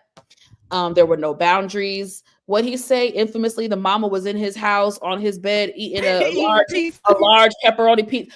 All the stuff he said, you know, I didn't understand it then, but after watching Portia and her family for the last 13, 14 years, although Cordell was a pig-headed narcissist, just caveman mentality type of person, some of what he said about Portia's family, I think was true. I think her mom, and we're gonna get to that because I was disgusted by that scene where they discussed Shamia. I think Miss Diane, she's a loving mother, yes, but I think she has enabled Portia for most of her life. I think Lauren enables Portia. I think Portia's whole family enables Portia. Yeah. And when you have people that enable you like that and never check you, that you end up creating a monster. And that's I think that, bless you, that speaks more to why Portia is the way she is. I will never forget when Nene called her out early on and said, "You're a bad friend." I will never forget it. Nene was like, "Portia, you're a bad friend." And this is before Portia even got her titties done. That's how far I'm taking it back. This is before the reunion where she snatched Kenya's hair. That's how long ago Nene Leakes clocked Portia as far as being a selfish, one-sided friend. And I have to say, Nene was right 13 years ago. 13 years ago, Nene clocked it. But let's move on because this is becoming the Portia show, and that's what I did not want to happen. So Dennis holds her accountable and tell her, "Look, Heifer, I had to watch you have 16 weddings. It's all business. There's no funny business." She's saying, "This is our family," and whatever. We're done with that. Moving on. I think my photos are a I little. didn't like when they got in the car, Yes, ma'am. her mic was still on. Yes. And she was saying that if you keep interacting with Drew, it's going to affect you and your daughter. I didn't Baby, like that. no, absolutely no. I didn't like that. We're not using children as pawns. We're not doing that. I did not like that. I did not I like I, that. I keep telling, I'm gonna have a whiteboard up here with all of I think you Portia's should. low character traits. I think we should do that, Nita. That's what It's I'm gonna do. early in the season. I think we should. I think we should do that, sis. And this is the last Portia subject that I'm going to touch on. In this review, we have some more stuff to go. You guys, we're going to try to be done in 30 minutes. That rounds us out at 2 hours. I think that's Yeah, more than fair for a 4-episode recap. So we're almost done. Just give us 30 right. Manipulative as fuck. Like, girl, when I tell you she's like a female narc, no, Well, absolutely I not. think she is. She's manipulative. She's selfish. She's self-centered. She is spoiled. She is entitled. Should I Girl, keep when I going? tell you what she did to Shamia when We she gonna get played her, there. We're gonna get there. Before we get there, let's have a brief intermission. Y'all know what to do. If you don't know what like to the do, video. you know exactly what to do. Hit that thumbs up button. Like this video on both me and Nita's channel. Okay. Hit the like on We'll give mine. you time to do it. Give y'all time to do it. Go on ahead and go to Nita's channel. Hit that like. This is a brief intermission, honey. Make sure you subscribe and make sure you click that notification bell button on both our channels. That way you will be notified whenever Nita and I drop new content. Thank you very much. Love ya. Mean it. Okay. Oh, This is the last Portia. Portia. Oh, you saw me, right? 30 minutes, no, right? yeah, no, Okay. it's good. Okay. This is the last bit of Portia, y'all, because I'm this bitch already done stressed me out, and we only four episodes in with this heifer. So I have to go the F in. I've already kind of said it, so I don't really have too much more to say. I've already clocked Miss Diane.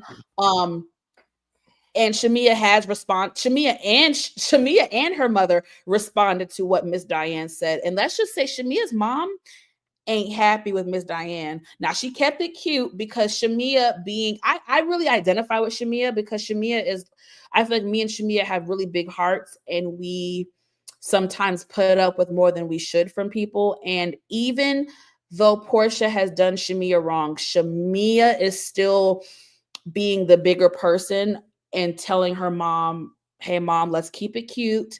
Shamia has her own YouTube channel, you guys, so go check it out. She did a cooking segment with her mother and they talked about this scene where Portia's telling her mom, Miss Diane, about how Shamia carried the bone and told her what Kelly was saying about her behind her back. And I don't understand how this got twisted to something negative. And Miss Diane felt the need to say, oh, well, you need to be careful with who's carrying the bone. I know Shamia is your lifelong friend since high school, and I know that, but you have to be mindful of who's carrying the bone. I don't, when I tell y'all this scene pissed me off because it really is like a damned if you do and a damned if you don't. To me, the way I am about loyalty, if you are my close girlfriend, let alone if you're my bestie, and people are talking about you, I'm going to tell you what those people said. That's called being a best friend. That's called being a good friend. But Right. especially if I call you my childhood best friend from high school and we're now in our 40s, you've been in my life my whole life. So I don't know what the F Portia is saying to her mom behind the scenes for Miss Diane to be questioning Shamia's character and loyalty. But Miss Diane, and I'm going to be respectful because I've always respected you and I think you are a good person. But ma'am, you are dead ass wrong and you owe Shamia an apology. Shamia has been the best friend Portia could ever Right. have. Shamia has rode for Portia Listen. the way that Shamia has rode for Portia since they were children. You better be thanking God that Portia was blessed to have Shamia A in her friend, life. as a friend, Okay, as an only ally. a parent could only wish and hope and pray that their Yeah. child has a friendship like what Shamia was to Portia. And Listen. for you to question her character on national fucking television and you know her mother personally, that hurt Shamia. I watched her clip on her YouTube. That That's hurt her. crazy. That was nasty work. Her nasty work. And her mom, Shamia's mama, wanted to give you the smoke, Miss Diane. But Shamia, being the good person that she is, she said, Mom, let's keep Listen. it cute, mama. Let's you see how Shamia is still trying to be the bigger person, Nita? She Listen. told her mom, let's keep it cute. Her mom did not like that Diane referred to her child as a dog. That's what she said. She's like, That oh, so you referring to my child as a dog? Yeah. that part. She wasn't happy about it. She wasn't happy. For me, if Mhm. that was going on, shout out to Sutton from Real Housewives of Beverly Hills. I'd have been asking her mother, shout out to Sutton, name them. No, not shut up. When can you say that Shamia has been a bad friend to your daughter? Name Mhm. them. Name them. Name them. Name them. Name them. That's how I would have been. Bitch, what? Um, No, and I absolutely want, not. and like, guys, this does hit home to me. I don't want to Hey, cry. Belle. I don't want to cry because it's a personal struggle for me. In doing my own work with therapy and even just finding resources online. People, I'm not going to say everybody, but a lot of people who are people pleasers. I can't speak for Shami. I can speak for me and other people who share a similar story like mine. People pleasers, just give us a little bit grace because it is a defense mechanism. A lot of times it's people that grew up in a household that was of a certain way. That's trauma that we've experienced from childhood. Like just people pleasers, we all have a story, and it's not because we want to be ass kissers. It really is something deep rooted. And as someone who's been a people pleaser for most of my life, I do just ask that y'all give grace because it usually stems from something very severe and deep that's happened to people pleasers. Yeah, no. I Like I can said, relate. I I go can up for her. I I go can up for relate. her. I relate to it, I and I relate to it as well. identify. But I don't want y'all to think that people pleasers are like, I want to kiss your. I promise you, it's not. It's actually a defense mechanism, and it's something that we kind of resort to due to trauma. But Yeah, no, everybody. I think everybody understands people pleasers because at the end of the day, what I look, I'm about to get on my soapbox and I know you. I'm about to break it down because me as a mother, I know I set standards, I set boundaries, I set expectations for my son. And as my son, he has to live up. to my boundaries, my expectations, and my standards, or we're gonna have a problem. Mm-hmm. So that's how people really fall into the people pleasing. Most people, unless you're rebellious, there are a lot of kids who are rebellious, but most people who want to make their parents proud, they want to stay underneath the radar, they want to do the things that they have to do, they Yeah. have to people please, and it's something that they carry on, and everybody has to have like their therapy session to break free away from that and find themselves and find out what they like and they don't like and all that stuff. That's why they call it the growing pains. When our children start to leave us, and they not really underneath our wing where we can't tell them something, it Yeah. it hurts the parent. The parent Yeah. is deeply hurt, but we're gonna let them flourish. We're gonna let them find themselves, and we pray, pray, pray, pray. I don't So know. I'm crying. I just think I relate to Shamia because it's like when yeah, it is very relatable. I've been in that position where it's like you're so good to people, you're so good to somebody, and they still treat you like crap, or they don't appreciate you, or you're just like, what did I do to deserve? Like, I've done nothing to Mm, deserve you to mistreat me. And some of us, we look at Shamia and like we said, we would be so thankful to have someone like her in our lives. But then someone who is selfish like Portia, you took Shamia for granted. that's why I get so I think mad with her. I think most of She us, even if triggers me. Actually, that's Portia why triggers I'm me. triggered. I am triggered, and that's why I'm crying right now on camera, which I hate doing. But Oh, I it's get angry, girl, because I done got out the people pleasing thing. Well, not really, I but get angry too, but I'm just having a moment right now. But it's just like, yeah, I've been in Shamia's shoes. I know what that feels like. And even now, when Portia has done what she's done publicly, Shamia still is being mhm, the bigger person and is giving so much grace to Portia, and that does remind me of myself. And I yeah, see myself in Shamia, and that's why I think I'm having a emotional reaction yeah, because we don't see it absolutely. often. I'm talking about as we speak on their press run, to see how nasty and like passive aggressive Portia's being about Shamia, and to see Shamia still be the bigger person. I do see myself in Shamia, and it is very triggering. And I did not expect to have this type of reaction in the moment, but I'm human and I'm triggered, and it hits close to home. And I basically am Shamia. I've been Absolutely. Shamia in multiple situations, so I We do understand. identify with it. We And definitely understand. You um, getting a lot of love in the comments, so thanks, I y'all. I I wouldn't. love that for I you. I hope you can get on the other side. hope so. I think I am. I think I am. Um, I think I am. It's hard work though. It is definitely hard work. I love y'all too. But nonetheless, I'm glad that Shamia has her mama to back her up. If y'all haven't seen the clip of Shamia's mama, y'all can find it on Instagram or on Shamia's YouTube because Mhm, I'm mhm. glad Shamia got her mama to have her back. Yeah, yeah, But absolutely. on to some more fun stuff. No more sad stuff.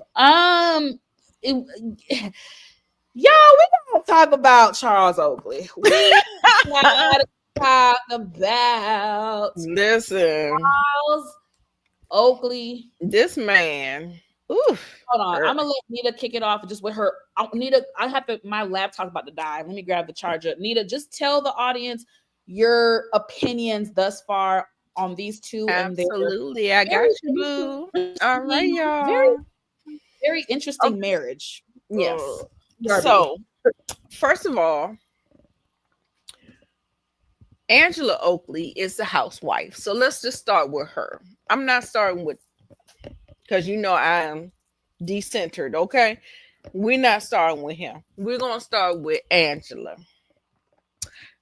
And Angela, hmm, I done already poked a couple of holes in your story, baby.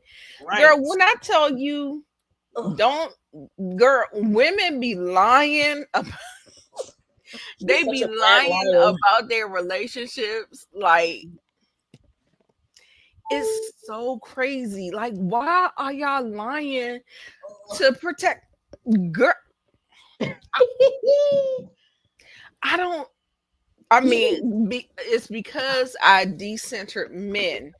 I'm not protecting them. They are holding their own balls. I'm not doing it. Absolutely not. But I did notice that there were some holes in her story. Then there was a clip of her at the Wendy Williams show talking about, oh, it's just a baby. You can get over it. Yeah, you can Well, get over it if you choose to get over it. she wasn't on the show. She wasn't? Oh, no, no. Wendy was commentating. She was Yes. saying that's what Yes. she said to her at an event or something. Absolutely. Okay, okay, okay. And I 100,000% believe Wendy. So you guys, the clip, I if do I do too. my math, it happened 2020, 2020 or 2021 because the audience, they were wearing masks. So it was during the height of COVID and it was like Yeah. 10 people in the audience. Yeah. So if you guys do want a timeline, this incident happened 2020, 2021. And like Nita said, long story short, Angela Oakley saw Wendy Williams, gave her a hug, and whispered, "It's just a baby. You can get over it." Meaning, referencing Wendy Williams and her terrible ex husband, Kevin. Well, you guys, let me pull up my little TikTok account. Let me see. Do I have TikTok on Okay, the while she's pulling it up, let me give you a little something. Hey. You know how when you draw a boundary and somebody tries to talk you out of stepping out of that boundary? I don't like that. I don't like that. I mean, if it is for something legitimate, like say like Yeah. if people are feuding over nothing or feuding over something and their pride and ego got them something going on, but a whole baby, Okay. what do you mean? Like, I am confusion. Yeah, I Like, was yeah, bothered. I'm bothered. I'm that very is bothered. weird to me. Like, I mean, I know, like people say cheating is not a A whatever. deal breaker for some people. Okay, that's fine for you. That's fine for you. Whatever works for you works for you. But baby girl, shit, You got me effed up. You okay. got me effed up. And I think Angela comes from that old school era of we gonna Yes, turn no, 25. girl, Bitch, that's not me, I ho. Sorry. can't do it. I'm not forgiving. It's bad enough to forgive infidelity. I'm not judging you. I do not judge any. I will say I don't judge any married woman who decides to forgive an infidelity incident. A Okay, baby we is a different listen thing. and We're we not. don't judge. Okay, What I'm saying except is for me. I'm not saying you're supposed to accept it laying down, but what I'm saying is if you are a married woman, for me, and it's contingent on the incident. Are we talking a one time? Are we talking for me, it depends on the specifics. But what I'm not saying I'm gonna accept it. I just say for me, I'm a little bit less judgmental if a married woman, especially a married woman with kids, decides to give her husband a chance after infidelity. I can't judge you because I'm not married. I have no kids. I don't know what that feels like to divorce and split up. I don't know what that feels like. Okay. That's me. However, a baby is a whole different ball game, and to minimize that is disrespectful. It's actually insulting. This is not the 1940s Right. where we had no fucking rights, where we had to have a husband in the house, where we couldn't have a credit card without having this is not those days. Yeah. And so I'm not living in those days and I'm not forgiving no goddamn baby.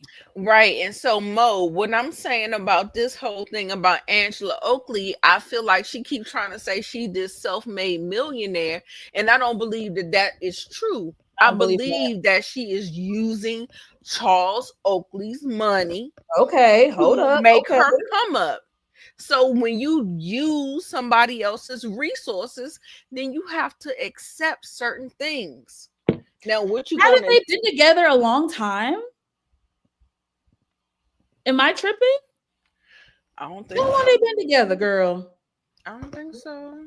Child, boo I boo. don't I know. don't know. She said, okay, so that break baby, and Well, let's get into it, Nita, because she didn't. I ain't gonna say it's Well, she alleged because allegedly. bitch, you said it. I listened to the wording that you use. Now listen to what I you wanna. say. You got the TikTok I sent you, right? You saw the Yes, video I sent you. I I'm listened trying to. to I'm it. trying to. Yes. I'm But getting she said frustrated. that they were newly married at that time. So they got married at the time he had the break baby. So they weren't married for all this long amount of time because the boy is 7 years old. Okay, let me see if I And can it find takes this. 10 months to make a baby. If y'all don't know, I don't think everyone knows what you're referring to. Guys, there is a clip. I mean, the first Oh, you episode. gonna play the clip? Okay. I'm about to. That's what I was trying Look, to look, do. look. Oh, the chat going off. Okay. They've been married for 10 years and the child's like, Yeah, y'all. yeah, it was something like I was like, oh girl. I was like, oh, it takes 10 So months to make a you baby. guys, this scene pissed me off because this woman was lying to us. Now, mind you, I like her. I think she's a great addition for the show. I like Sidebar. her. However, I like her. she's a liar. I don't know why people They think don't they want their shit to come out. it's That's what I'm saying. fine, Like but women don't are play on our intelligence. they You be lying like shit, Nita, y'all. did you hear the dumbass story she told us about? Oh, he got kicked out the NBA. He got kicked out of the New York It Stadium, doesn't make and sense. that he just needed me, and I couldn't be there. Girl, that story didn't even sound right when you said it, my It love. don't make sense, girl. I'm like, girl, what? What? Like what? What?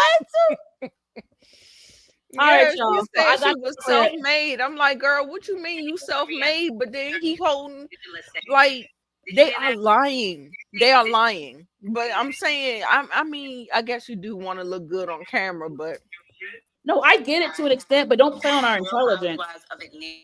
All right, y'all. I'm about to play this. I wanted to play it on the desktop, but I can't.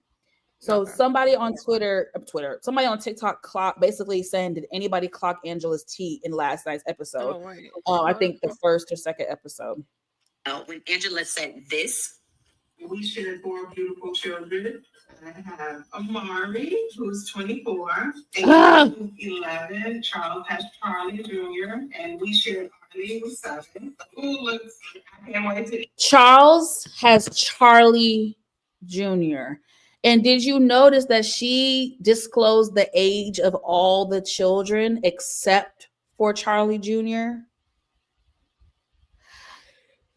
Y'all pick up what I'm putting down?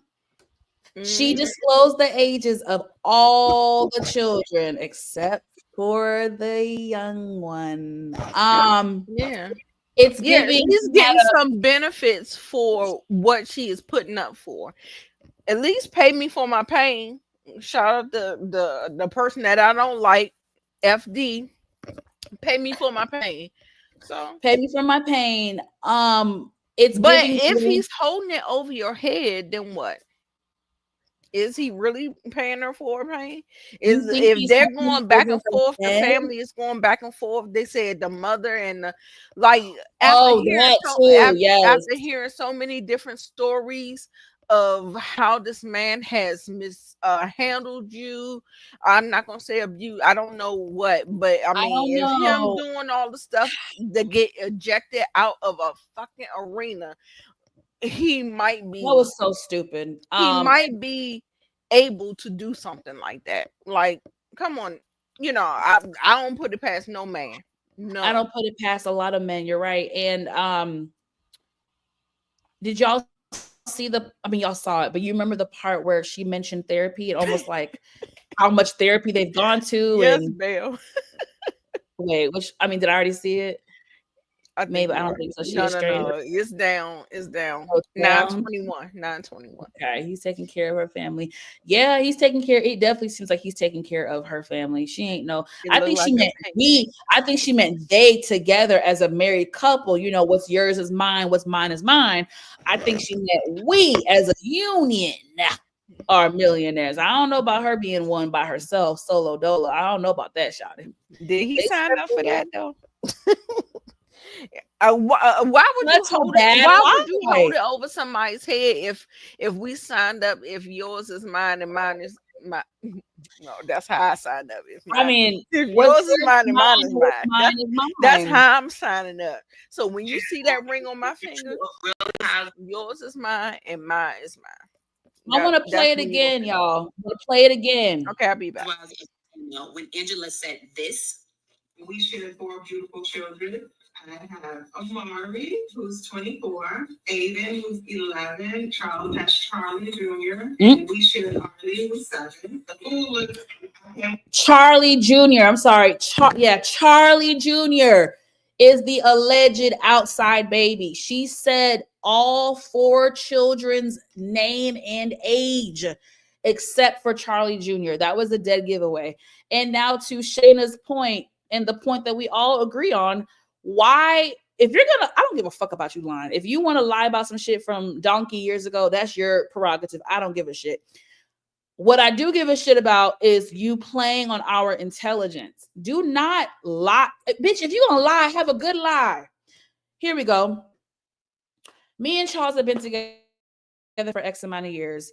After year 5, we hit a roadblock. We were not communicating well. We were just butting heads and we just could not get along. We decided to take a break and live separately. And after some time apart, we decided to reconcile.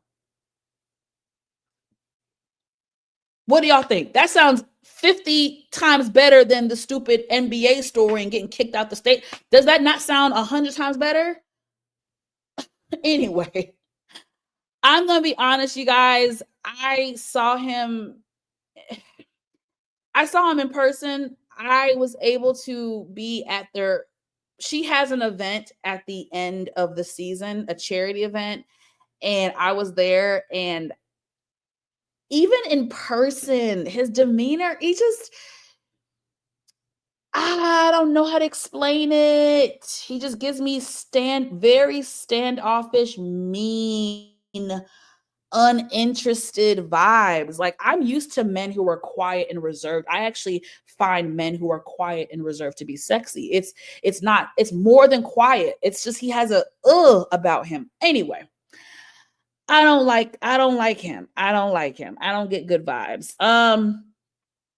I apologize, y'all. We're kind of all over the place, but we're about to wrap this up, child. What's the next hot topic I want to talk about? We already talked about Ralph Milk Dud head ass thinking he all that. I do want to touch on a very sentimental scene that was had.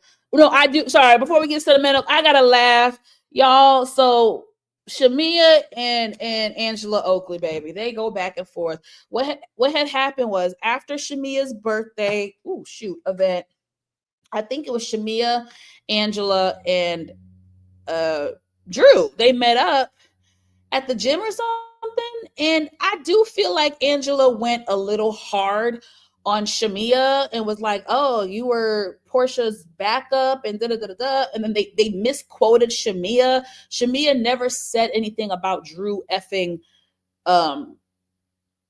what the nigga's name? Shamia never said anything about Drew effing Dennis. She said, "Are y'all dating?" Like, anyway, I felt like Angela went very hard on Shamia. So this is the next time they see each other at Kelly's Balmain event. And I will say Shamia returned the energy and she was a little bit more rah.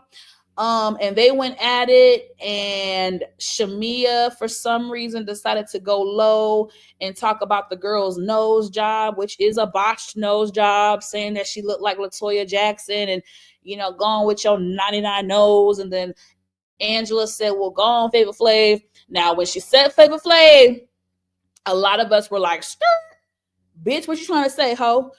But Angela clarified that it was not about the looks.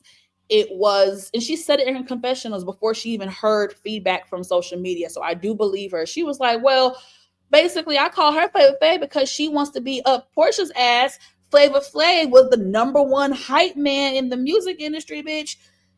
You want to be a singer so bad, and you up Portia's ass, so bitch.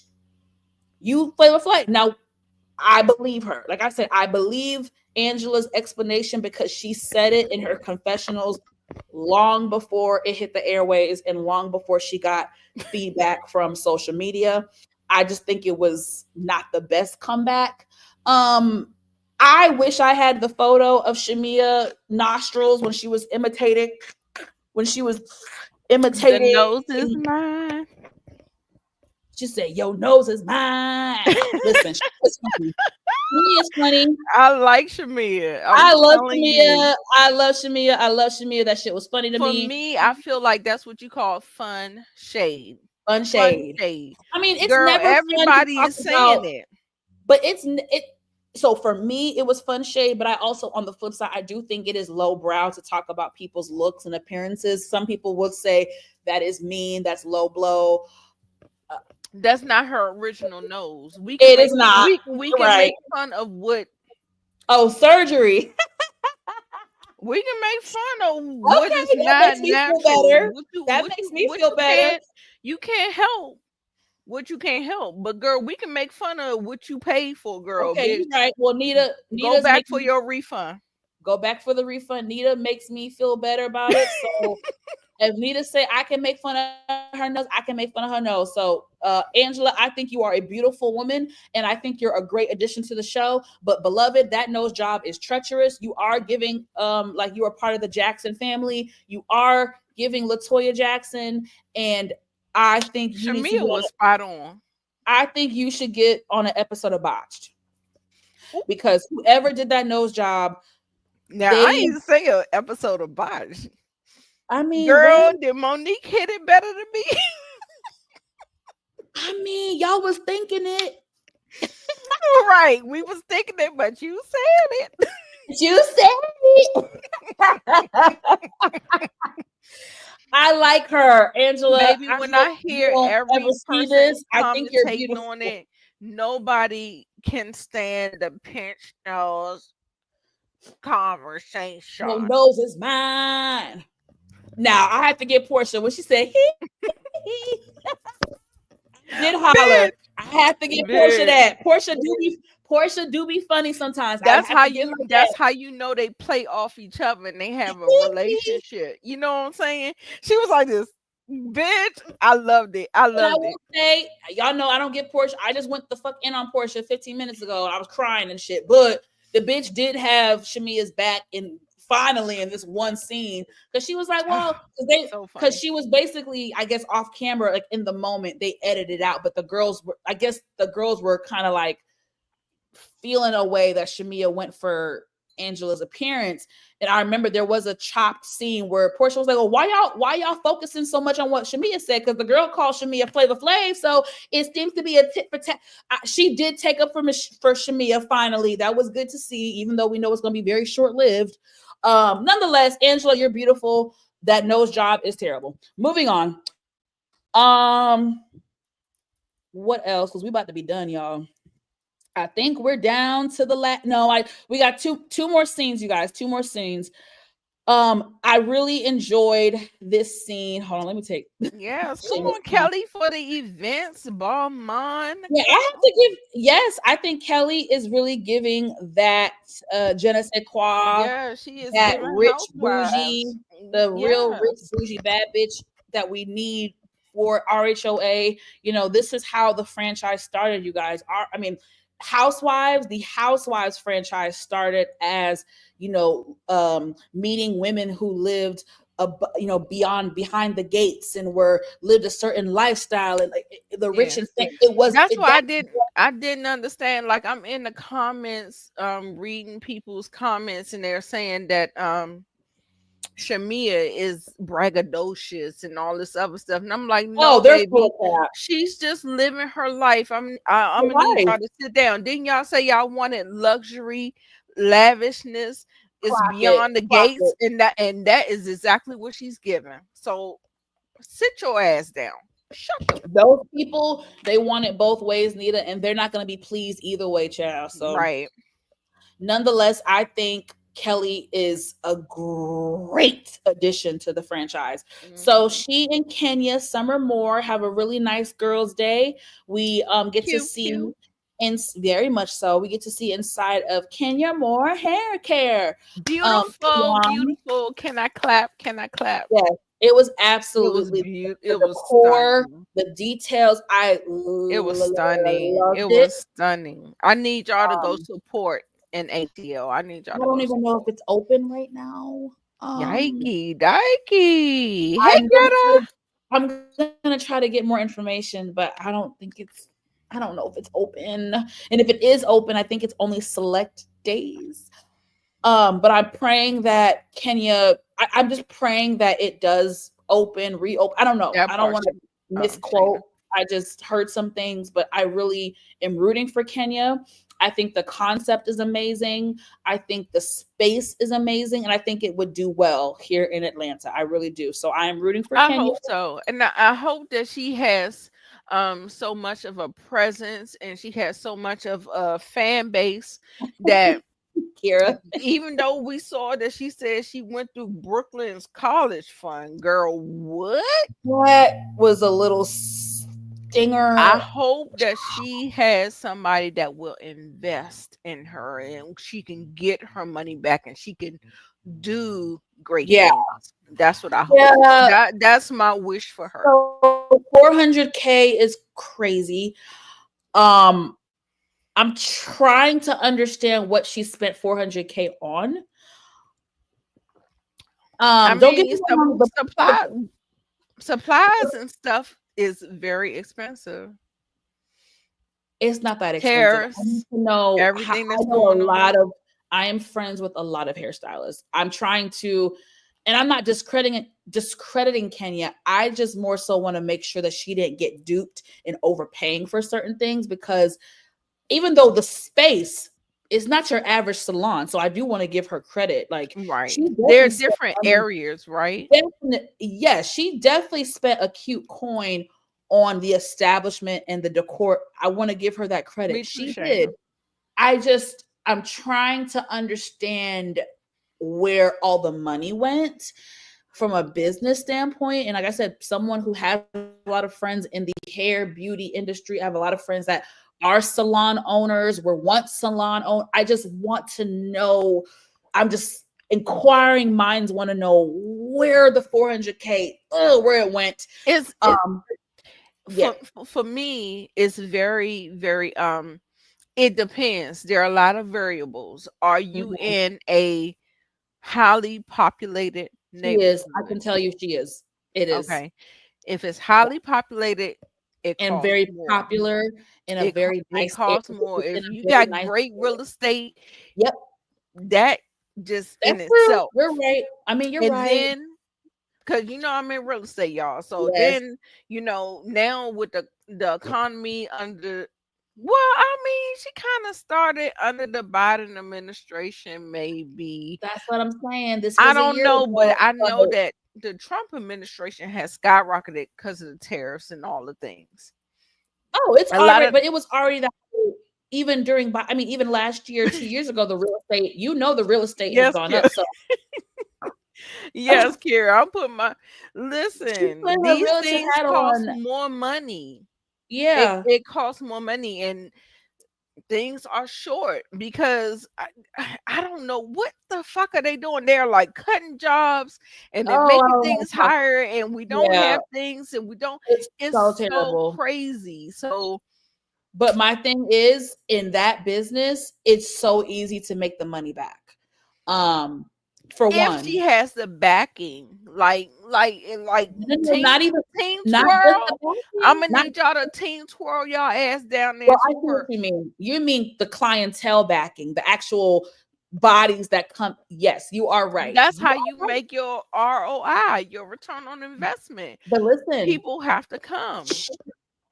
but that's not hard. That's not hard for what she's trying to. to do, meaning she's Kenya Moore, her name alone, the same way with OLG back, any celebrity based restaurant, you're going to get a flux of people based on your name alone. So then my question is, with the stylist, is she vetting these stylists? Those stylists are going to have to pay rent or whatever, the booth rent, if you will, every single, usually stylists pay for their booth rent every week. So I mean, I'm not a business guru in that world. I know a little bit of a little bit, Yeah, but just a little bit.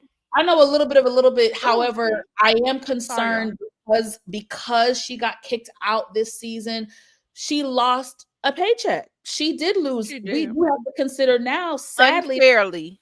unfairly. Unfairly. If you guys are catching it late, Nita and I did touch briefly Unfairly. on the incident with Kenya and Brit her shouldn't have never unfair. been there for Kenya Yeah, to pull that stunt. we You touched on know it. she is a stunt queen. We Yeah, saw her show up at an all-black party in Teal.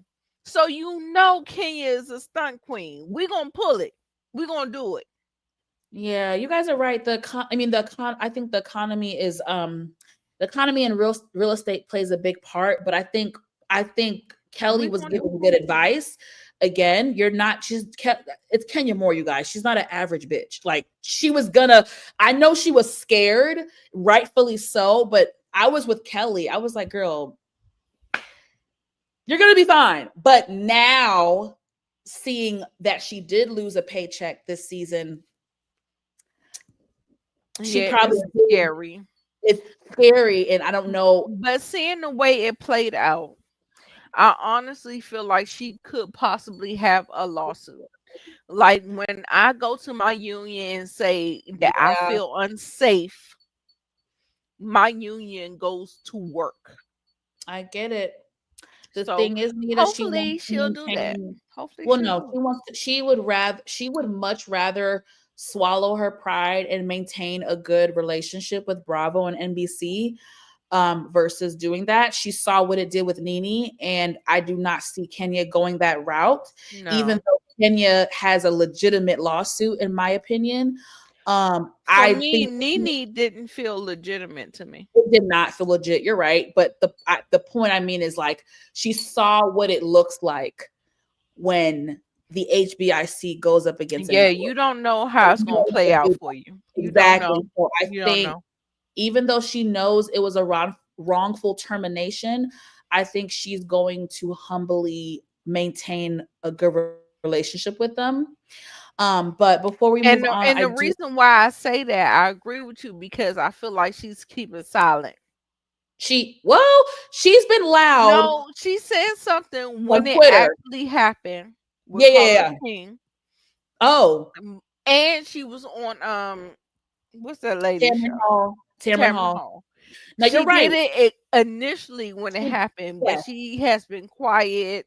he was I mean, quiet. she did repost some tweets and yeah. So I, to Nina's point, Kenya the last few months has been quiet and did eat a slice of humble pie. However, I will say since this episode aired, she has been very active on social media. She was like, I told you guys, and this, I I'm not will be judging her. vindicated. She has every right. She is team twirl. I'm vindicated. She has been tweeting, retweeting, repost. So this is the most active she has been on this topic in Yeah. months. She didn't Rightfully know so. whether they probably could have left it out. And she didn't know how they was gonna go with it. You know what I'm saying? Yeah. Cause not everything that is filmed doesn't Doesn't hit the always. air. Yeah. So Nita, you just popped something in my head. Why didn't the network?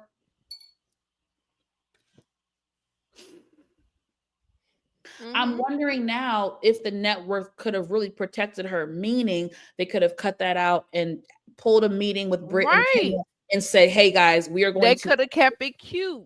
And I they don't know why didn't. they They didn't. didn't. I believe I'm That's gonna a tell good you what point. I believe. I'm Okay. sorry, Mo, if I'm cutting you off. No, I'm gonna I'm tell you intrigued. what I believe. Okay. I remember when Kenya went through this whole situation And I remember her going on Carlos King Okay. and her interview with him. She said she doesn't feel protected and valued in the situation with Yes. RHOA. Yes. Hard stop. Yeah. When I looked at that video, I said Kenya is quitting the show. That's what I said. I was like, oh Um, no. I'm like, you put a statement out there just like you were like, oh, people trying to keep it cute, whatever. They trying to keep their relationships with NBC Universal and Truly Original and Bravo and all this stuff. Baby, when I listened to that interview, I was like, oh girl, no. This feels like a hard stop. And that's I why yeah. if they wanted to pick up and get her confessionals or get her on a reunion, I feel like Kenya said, I'm not doing it. Because on Carlos King, she was like, I don't feel protected. I don't feel nothing. I don't feel valued. And I'm just not doing it no more. There's something to be said about a woman who will stop participating. Because you know how a lot of times we say, you're a willing participant. You're in the circus as well, or whatever. You know what I'm saying? Does that make any I sense? agree with you. I I get, if I was in Kenya's shoes, I would be heartbroken. I don't think I would ever feel safe again working with Bravo or NBC Universal. I think I would have major trust issues. I would feel like they don't value me. You guys don't care. I mean, sorry, y'all. I got all these damn wires. I would be feeling so bad. Um, and I don't think it's a situation, I don't think they even respected her enough to ask her to come back for confessionals. I think I 100% believe that if they asked her to participate in confessionals, Kenya absolutely would have said yes, because that would have given Kenya a chance to speak for herself and defend her name. They did not give her the respect to have her do confessionals. And I feel very disrespected for her. I feel really bad for Kenya. I I don't feel know. really I feel like she walked away because she didn't feel value or no, she did protected. not walk away. I can tell I you, mean, I can tell you, you done no. spent you done spent your daughter's college money. You No, might Nita, I'm telling you, look, you might they want did not listen. listen, you might want to kowtow, but They did I not don't ask know. her. They did Did not you ask watch her to Carlos do. King interview with I her? did not. I only saw the clip, but what I'm telling you, they did not ask her to come back to do confessionals. They iced her out with that. And I think that adds on to And that's what's missing in the show. When I say the 100%. show went dark, it didn't have to go dark It didn't because have to. I felt like Kenya could have gave so much good commentary. That's what she does. She not new to this. She true to this. When I'm watching these 4 episodes, you guys, and I am seeing how Kenya is, this is some of the best like episodes I've seen of Kenya, because I feel like Kenya, even though we're seeing a more reserved Kenya is still clocked the fuck in every scene she has been in. She is Moving asking the right questions. storyline. She's moving the storyline. She's asking the right questions. She's making the necessary comments. She's saying the things that everybody is thinking, but no one is willing to say. Oh my God. I do not know how the rest of the season is going to go without her. I'm gonna be honest, you guys. No, I feel like Kelly is going to be that girl. She is Nita, but she can only do so much. Kenya is a Yeah, powerhouse. she doesn't have the weight. She She has doesn't to. have the She has to weight. earn her weight. She has to earn her Yeah. weight. She has Guys, to earn her weight, and she has not done that yet. I So don't want to be right, but I'll be right back. anyway, let me show some love to My Kelly. camera about to die. Uh-oh. Okay. let me show some love to Kelly real quick. We're gonna be on for a few more minutes and then we're gonna go. I know we're going over time, but you know how it is. I'm a certified yapper. Um, so Kenya was thrown off because she's like, "Who's the? You got a bodyguard?" And Kelly was like, "Well, Kenya, you have a mark, and I have a mark." And Kenya was taken aback. She was like, "Oh my gosh, okay." So kind of like, tell me more. Like, was your husband abusive? And basically Kelly was like, she didn't say yes and she didn't say no. She said there were things that took place.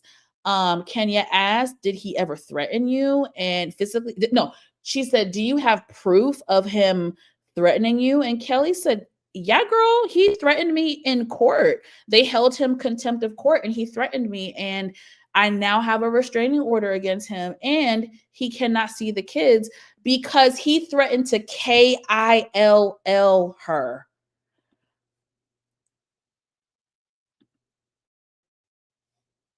I'm sorry, I'm stuck because I did not expect her to say that he threatened her life. Because she already said that he was abusive, I obviously suspected physical violence, but the fact that he threatened to kill her in court in front of a judge, I think that is behavior that I don't even have the words for, you guys. That actually makes me feel like the level of crazy of like Eva Marcel's ex, that Kevin guy that was crazy and that was stalking her and was like, it gives me that. I've always been told that if a man puts his hands on you, know that he's capable of eliminating you. And that always stuck with me throughout my life when my mom told me that. Um, and the fact that he did that again and then publicly, um, I think that's very scary. I think he's the type of man that would hurt her and possibly hurt the kids. Hence why there is a restraining order and hence why he cannot see the kids.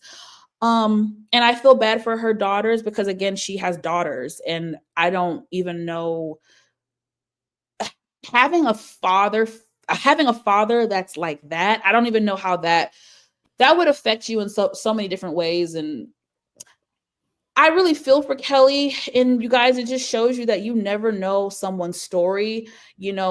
I identify with Kelly in the sense of being that bubbly, outgoing personality. And I think sometimes for people like us who are super bubbly, outgoing, fun, life of the party, a lot of times people don't even open their mind to realize that some of us are carrying some of the darkest stories. A lot of people like us have experienced things that some of you will never even know. Like it's just, it reminds me of like how people say like sometimes comedians are like the most depressed people, but you never know because they're so funny. And, again, this cute, beautiful woman, little bite-sized, fun-sized girl, who would have thought that she was in a toxic, abusive marriage? You would have never known, right? Thank God she doesn't look like what she's been through. I pray for Kelly. I pray for her daughters. And I pray that God continues to give her strength. I'm a woman. Obviously, domestic violence is something that is sensitive to me. And I pray for her. And I hope that the legal system does what needs to be done.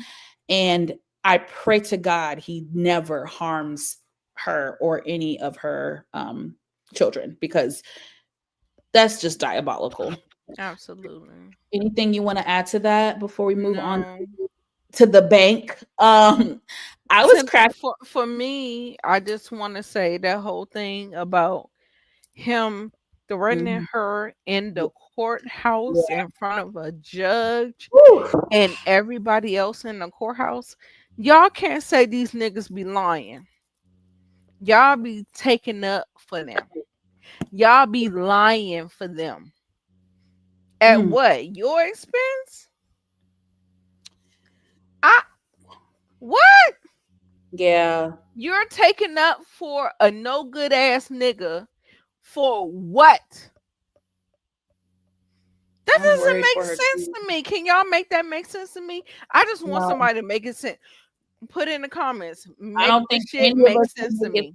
We can't. We don't. We agree with you, girl. It don't make I no damn no, sense. I had somebody ask me, "Would you do that for your son?" No, absolutely, I Do what? would not. Do what? Do somebody asked you if you would do what for your Would son? I protect my son if my son was the person who was doing that? Who was doing DV? No. Yeah. No. Hell no. No. That's why we got the monsters that walk around on this earth with us. Preach. Like, girl, stop protecting these niggas. Girl, no. Can I Y'all give gonna be you? the one on the news. Him and you. You dead and him locked up. Girl, Can I give some? no. Can I give y'all I want to give some of the ladies in the chat flowers. Hey I want to Greta. I'm give. giving her I want to. that's the first thing I saw. It was Greta. Hey, Greta Boo. I want Shout to give out to you, Nita baby. her flowers. I want to give Shayna her flowers. I want to give Kira her flowers. I also want to give Monique 69 Ways her flowers because all of these ladies that I just named are raising sons. And I can just tell from knowing these I'm not doing women that they're, first of all, they're all amazing moms. And I look up to each of them, whether I've told you guys that or not. I do look up to you guys. And I appreciate all the women I just named because I can tell they have sons, but each of these women, I can just tell that they're women of integrity and that despite raising a black son, they are the type of women and mothers who will not enable their son. And I really admire that in all of you. And not I not we need doing it. more, we need more black mothers like you because you guys need us right. And I don't I'm as I'm older, I do not like to blame the parents for everything. Please no, I don't. I Right, do right. not You follow that. cannot. I do not follow that rhetoric. I'm not a parent yet, but I know enough about parenthood to know you cannot always blame the parents. God knows I'm not trying to say that.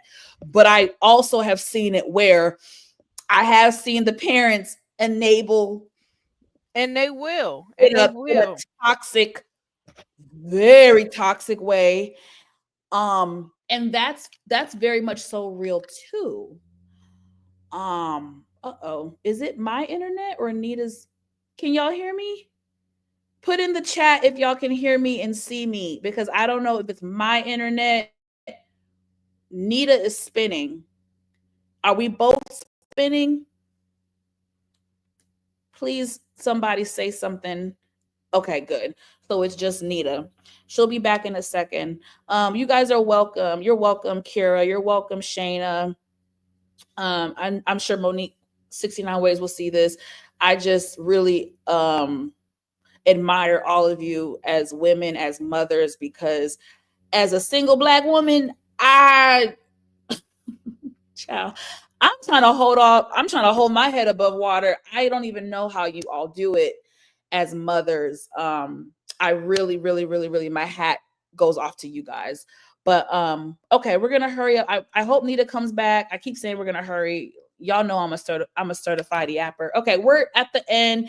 This is Angela Oakley's event at the bank. And yes, I've been to the bank and it is in the hood. I can tell y'all right now. It is in the hood. I ain't gonna lie to y'all. The shit is in the hood, but the establishment is nice AF. I'm not gonna lie to y'all. When it comes to restaurants and nightlife and going out, I will never steer you wrong. Um, the bank is in the hood area, but the actual establishment is quite lovely and the food is very good. You are going to get that good Southern cuisine with a little twist as well. They had me cracking up when they was like, all right, get a little salmon bite, a little egg roll, a little yam bite. Like that shit was so funny because it's so Southern. Atlanta, home of the good soul food, y'all. So that did have me crack up. So it was cute. Now it was all black. Now Kenya Summer Moore, while you look sexy and while you was rocking that dress, honey, I'm trying to figure out, Boo Boo Kitty, how you the only one that, you know what? I'm not gonna talk shit because I'm not going to tell y'all this story because it's actually embarrassing. Let's just say many years ago, when I was young and dumb, I made a very severe mistake and missed the dress code color memo for an event. And that's why I'm about to eat some humble pie. I was about to go in on Kenya, but I made this mistake before and I'm going to eat some humble pie. So moving on, Kenya looked beautiful. Kenya looked, yes. Listen, y'all know one thing about me. I'm going to keep it real with y'all because I was about to go in and then I realized, yeah, I made that mistake before. Anyway, so it was a lovely dinner, honey. They was eating this good old Southern cuisine. Then, production had them play this stupid game. I don't even really understand the premise of the game. Y'all help me remember. I think they were just they wrote down whatever. First of all, them bitches wrote that. Britt talking about I didn't write this, I swear. I didn't write this question. So it was kind of weird. It was weird because all the questions were towards Kenya, and Kenya was a good sport. She even made a joke and was like, okay, I guess I'm popular tonight. Okay, y'all, we got Nita the Diva back in the building, honey. We're at the tail end, and I can't wait for Nita to go in. My computer. Uh-oh. Okay. Well, you look beautiful. Hi. Say something. I want to make sure I can hear you properly. No, and my computer died, and so yeah, I had to go from no problem. You didn't miss much. We're at the end, my dear. I was telling them that I have been to the bank before, and it is in the hood. However, it is in the hood. I'm not gonna lie. However, it is a very nice establishment. No, that's what I'm saying. It's in the hood, but it's a lovely establishment. So I would, if you guys are ever in Atlanta, I would suggest going there for a nice dinner. They also have different events there and stuff like that. It is a very nice establishment. The food is good, gets you some good southern food. Nonetheless, the producers had them play this stupid game. Anita, I do not remember the premise of the game. I just know it was kind of stupid and messy questions, but we really couldn't see the full game because Britt Edie wanted to have a moment so bad. And it seemed to be the Kenya Moore show because all the questions were towards Kenya. I will say Kenya was a great sport. She laughed it up. She said, okay, I guess I'm popular tonight. She was a good sport about it. Everything was great until we get to Britt Edie's question, which she swore up and down she did not write. However, Britt, I have to call bull crap. I have to call bullish on that, my dear. You definitely wrote that because you are the only one that feels like there's an issue with you in Kenya. This is not like a known thing where everyone's aware and the producers are now chiming in. No, honey, this is very much so a delusional, one-sided beef that you've conjured up in your head. And I do not believe production wrote that stupid question of, can Kenya be nicer to Britt when she's to her? And Kenya gave a general, yes, of course, I can be nice to everybody. I mean, we're not talking about everybody. Where did we go? Damn. We're not talking about everybody. We're talking about me. Did you not read the card? Did you not see it? I mean, out the gate, swinging with the aggression, with the attitude, with the rah, rah, rah. It was very off-putting. It was very unwarranted. She just came out the gate swinging. I mean, we're not talking about everybody. Don't you see my name on the card? We're talking about, bitch, goddamn. And then Kenya, I'm sorry, before the ratchet ass game, Kenya walks in, give the bitch a hug. That was a pat. That wasn't a real hug. I'm clocking you. She was like, girl, I did that because I don't want to get makeup on my outfit. Hey, girl, like, damn. Even Drew is her good girlfriend. She didn't even hug Drew. She did an air kiss to Drew. She hugged your fucking dumb ass, and you still picking a fight because she gave you a I hug people like that all the time, not because I'm shady. It's just like in the moment, sometimes I just do the pat. It's second nature to me sometimes. And like Kenya said, she did not want to get makeup. That's what I do. When I have makeup, because I wear makeup, I have discoloration on my neck. So when I put foundation on my neck. When I hug people, I do kind of go like this. I don't want to transfer on their clothes. Like, Britt, you are looking for a problem. Childish. You want beef so bad. So y'all, Britt just ruined the effing dinner. That was honestly probably one of the shortest dinners I have seen. I felt like we didn't even get to the real good drama because she kind of hijacked the scene. I mean, I forgot about Shamia. Shamia did come in with an olive branch for Angela. It was actually good vibes. That was the night was really good vibes. That's why I said that was cute shade, fun shade. Like, yeah, put a branch. I liked it. I liked it. I think it was genuine. I think she did it to be quirky and cute. And Angela did receive it. I don't think it was genuine. I don't. The confessions. I think the confessions are taped later, and she was still shaking her.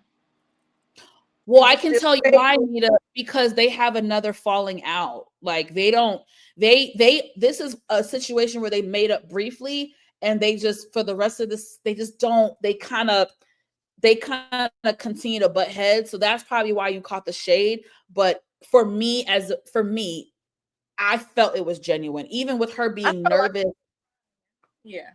She was nervous even when she FaceTimed Portia. She was like, oh my God, I feel so bad. Like this woman and Portia was like, girl, it's okay. Like she invited you. So it's all good. Like just, apologize. You'll be good.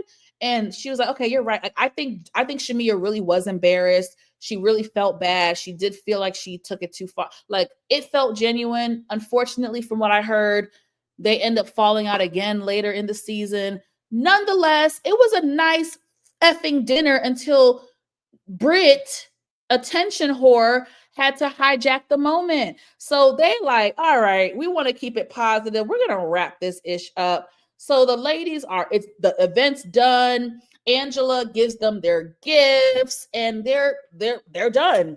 And here, Britt, oh no, we're not done. We're not done filming. We're not done filming this. And then I don't know who the fuck you think you are. Shoot, I got my pistols and shit with me. Bitch, what? What? Where's my husband? I don't play with these bitches. I don't play like this. You with the wrong one. You got the wrong one. Where's my husband? Take this mic off me. Take this mic off me. Yeah, because I got pistols. Her husband was saying, get the mic off you. No, she first said, no, she first. You are doing too much. She was the one that said, get this shit off me. Get this shit off me. And then he was like, okay, let me take. I felt like you couldn't hear him, but I heard him. I saw the captions. I didn't I saw it too. I just think from my memory, she said it. She was the one that said, get this shit off me. And then he followed up by said, okay, can we get this off of her? But if I'm wrong, I'll stand corrected. But nonetheless, he was like, girl, you're doing too much. Yeah. I feel like she was doing too much. Absolutely asinine. Girl. Where's my husband? Get this shit. Tomato. Girl, what? Are you okay? She's not okay. She was desperate for a moment. I think that she brought what is the saying? You brought a gun to a knife fight. I just felt like her reaction was so unwarranted. Like because Kenya called you a peasant? Like, that is light shade coming from Kenya. Kenya has said and done far worse. And for you, I mean, are you a little hood booger? Like, who starts talking about to talk about pistols? That's when we doing, that's some gang. Like, I mean, you have to say, for me to threaten violence for someone, like for real violence, you would have to be doing or saying something so egregious. I mean, that was so unwarranted, and Kenya paid her dust.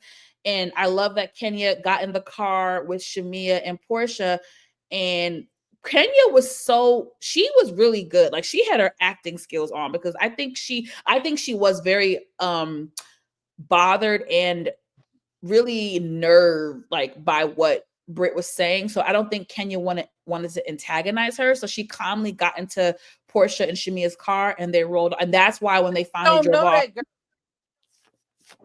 that's why I went right. So that's why, don't know what they're gonna do. Exactly, Nita. She's not sure what the girl's capable of. So I think you're right. I don't know if I would have had that maturity in me.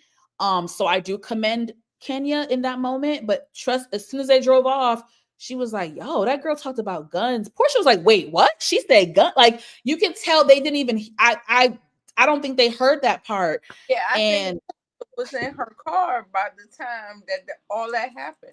Yeah, I think you're right. I think Portia and Shamia were already in their vehicle by the time the whole pow comment was made, which she made twice.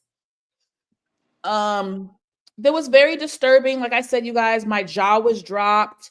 I was very shocked. And, from an HR perspective, I am very floored and shocked by how things were handled.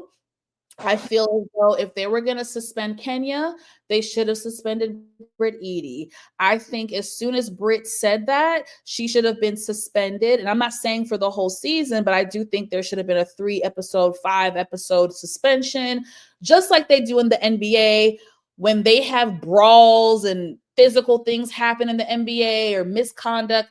They get suspended for 10 games, right? They lose money. They don't get kicked off the team. So I do feel like in this case, it should have been treated the same. We're going to give you a 5-episode suspension.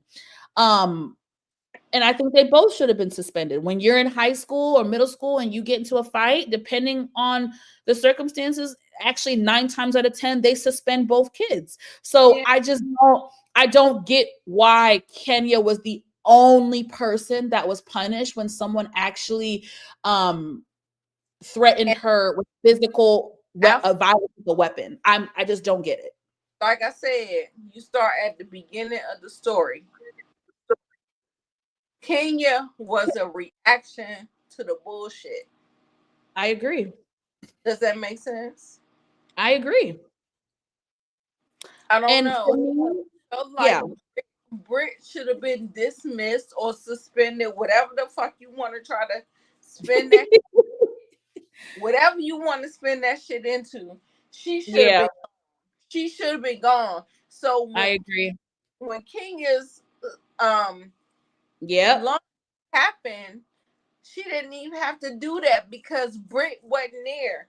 But we know that Kenya is a stunt queen, and I might be going green, but Kenya might have still done.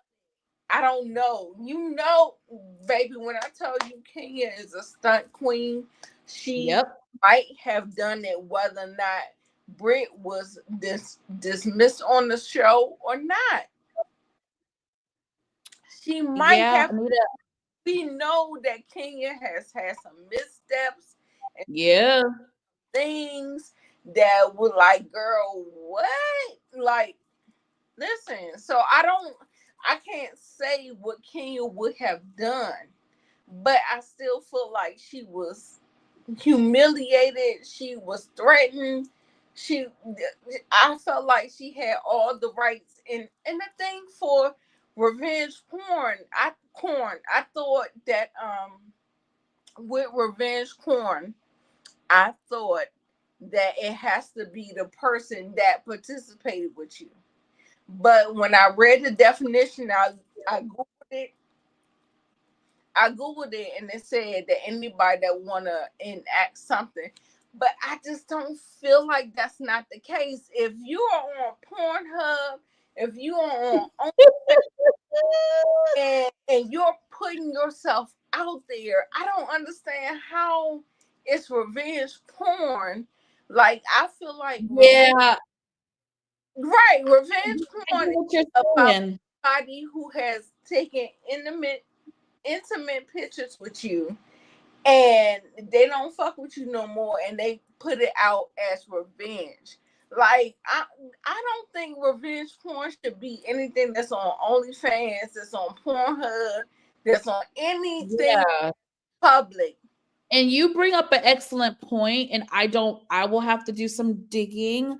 The explicit photo that was shown, was that something that, I mean, was it a tape that she did with her ex-boyfriend, or was it something that an ex-boyfriend did leak on her, derogatory? I mean, I don't have the details right now off the dome. But the thing is, okay, I'm speaking for me. Did You can Kenya take it too far by doing that? Yes. I still don't think she should have been suspended. And that's my opinion. Bravo, all y'all. Did Kenya take it too far? Sure. But I so did Brit. So did Brit. So my whole point is, both of them are wrong. And it was, to me, it was either you're going to forgive both or you're going to punish both. But under no circumstances, in my opinion, was it okay for y'all to punish one person and that not the other person. I that don't agree with that. Either punish both of them or that's right. forgive both of them and call it a truce and let's keep it going with the season. But for y'all to punish one person, and that person was Kenya, who has put millions of dollars in y'all's pocket, Kenya, who has remained relevant on this franchise for over a decade, Kenya, who was a pivotal point in y'all's high ratings during the height of y'all's I feel so bad for I mean, words could not express how betrayed I would feel in Kenya's position. Y'all know And that shit work. Y'all know how that shit work. Like, and I honestly, truly original. I'm looking at you because you look yeah, like the production company looked fucked up by letting it play out the way it did. I agree. That doesn't even make sense. Like, why the fuck would you show if you are trying to? That's why I said Kenya quit the show. I don't think that Truly Original fired her. She was like, "Yeah, I'm gonna let y'all do that shit on your own." That's what I think. That's my opinion because if Truly Original let the shit play out and Kenya be vindicated, and you don't have her confessional, she's not back on, she's not nothing. What are we doing? It doesn't make sense to me. None of it makes sense. But It does. y'all, we've been yapping for almost 3 hours. Let me see. Kira says, I was curious about that too. I think about the tape. We don't know Brit. She can go. Exactly. Right. Like I said, you guys, I'm very empathetic, and I've called Kenya, I have held Kenya's feet to the fire over the last decade, and I also have defended her. And this is another time where I'm gonna defend Kenya, and my heart goes out to her because um I don't think I could ever trust Bravo ever again. And I do think it's hurtful when you've contributed so much to something and you have been a prominent figure in the success of something, and for them to turn your back on you is very hurtful.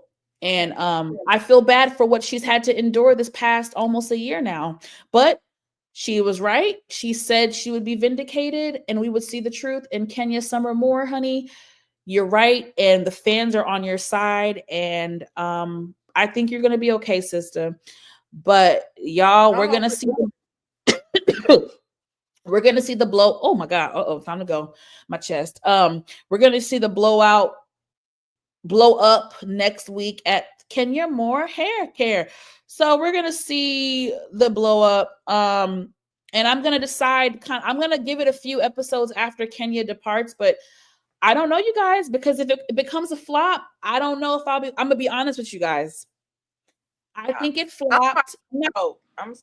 I'm not saying the whole season flopped, but I will tell you the fact that they the fact that they pulled Phaedra the last 3 weeks of filming felt very desperate to me. And that means that the season flopped. So I'm going to tell you guys right now, I'm going to be very honest. After Kenya leaves, I'm going to give it 2 episodes. If I am not entertained, I won't be reviewing it. I will not be wasting my time reviewing it. There's too many other shows that Nita and I can cover, that she can do.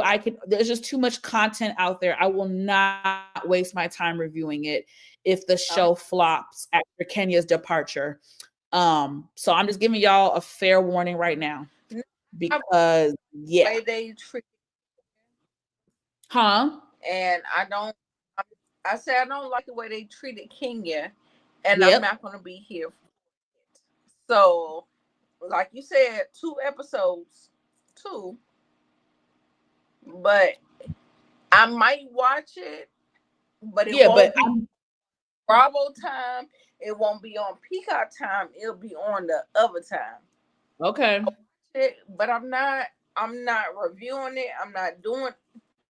No, y'all did Kenya wrong. Until y'all do her right, you don't get my vote. You don't get my vote. I'm sorry. Y'all, I'm sorry. I stand with Nita. I'm telling you, I'm giving it 2 to 3 episodes after Kenya leaves.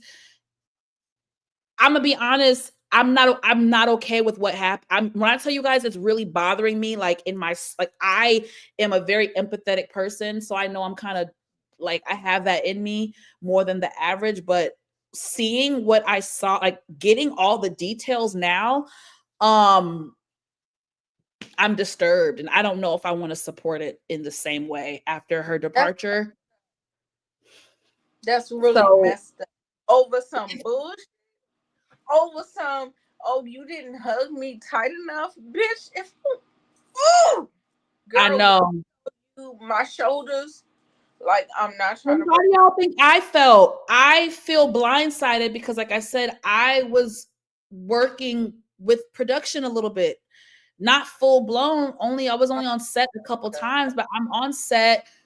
Of course, they did keep things from me. I did try to ask one of my friends who got me the gig, and she would tell me a little bit, but it's just, I'm gonna be honest, she would tell me that there was a couple moments where I asked her about some things, and she just kind of let me know that it's very chaotic behind the scenes right now on RHOA. And that is why I feel that when they pulled Phaedra last minute, it was a desperate move.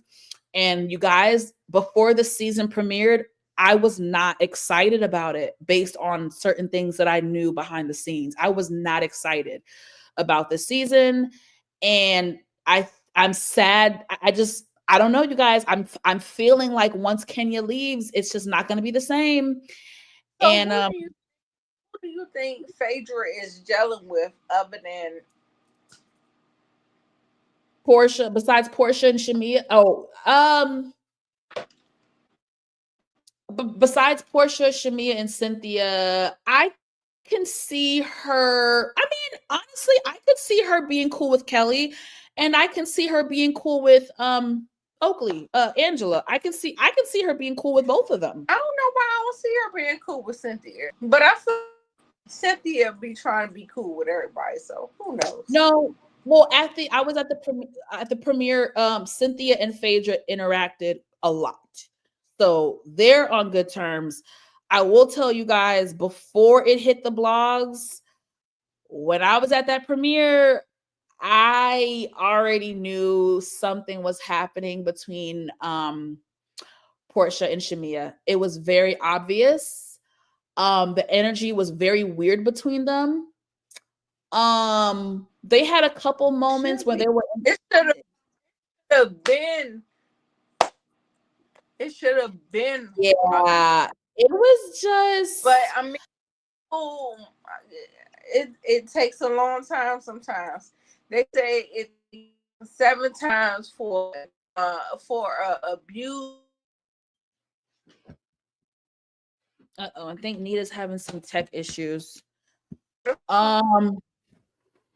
know, when you have friendships, they are just as devastating as your partnerships. You know what I'm saying? Absolutely. It's friendship. So maybe it takes that amount. Yeah, friendship breakups are very devastating. But yeah, y'all, I'm gonna go because we've been talking for 3 hours. But I've had so much fun with you tonight, everybody. Nita, I had so much fun with you.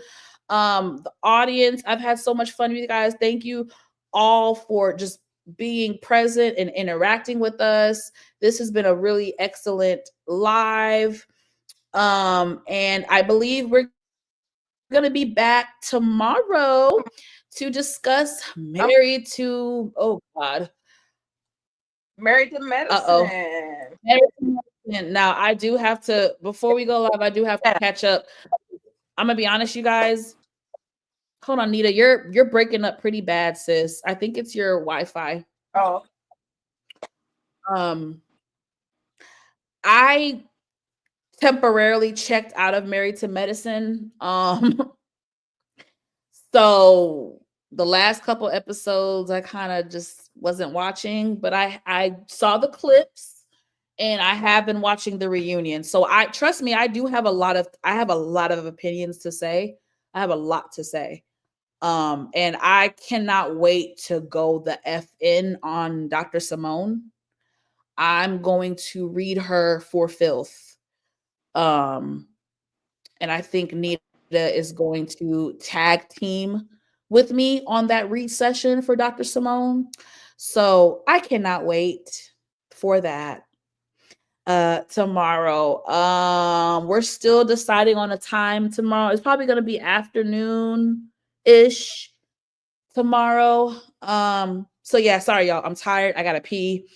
But I had so much fun. I love all of you. Thank you, thank you, thank you, thank you, thank you. Please like the video on both my channel and Nita's channel. Comment, subscribe, like, notification bell, all the good things. We had a ball tonight, honey. Did you have fun, Nita Boo?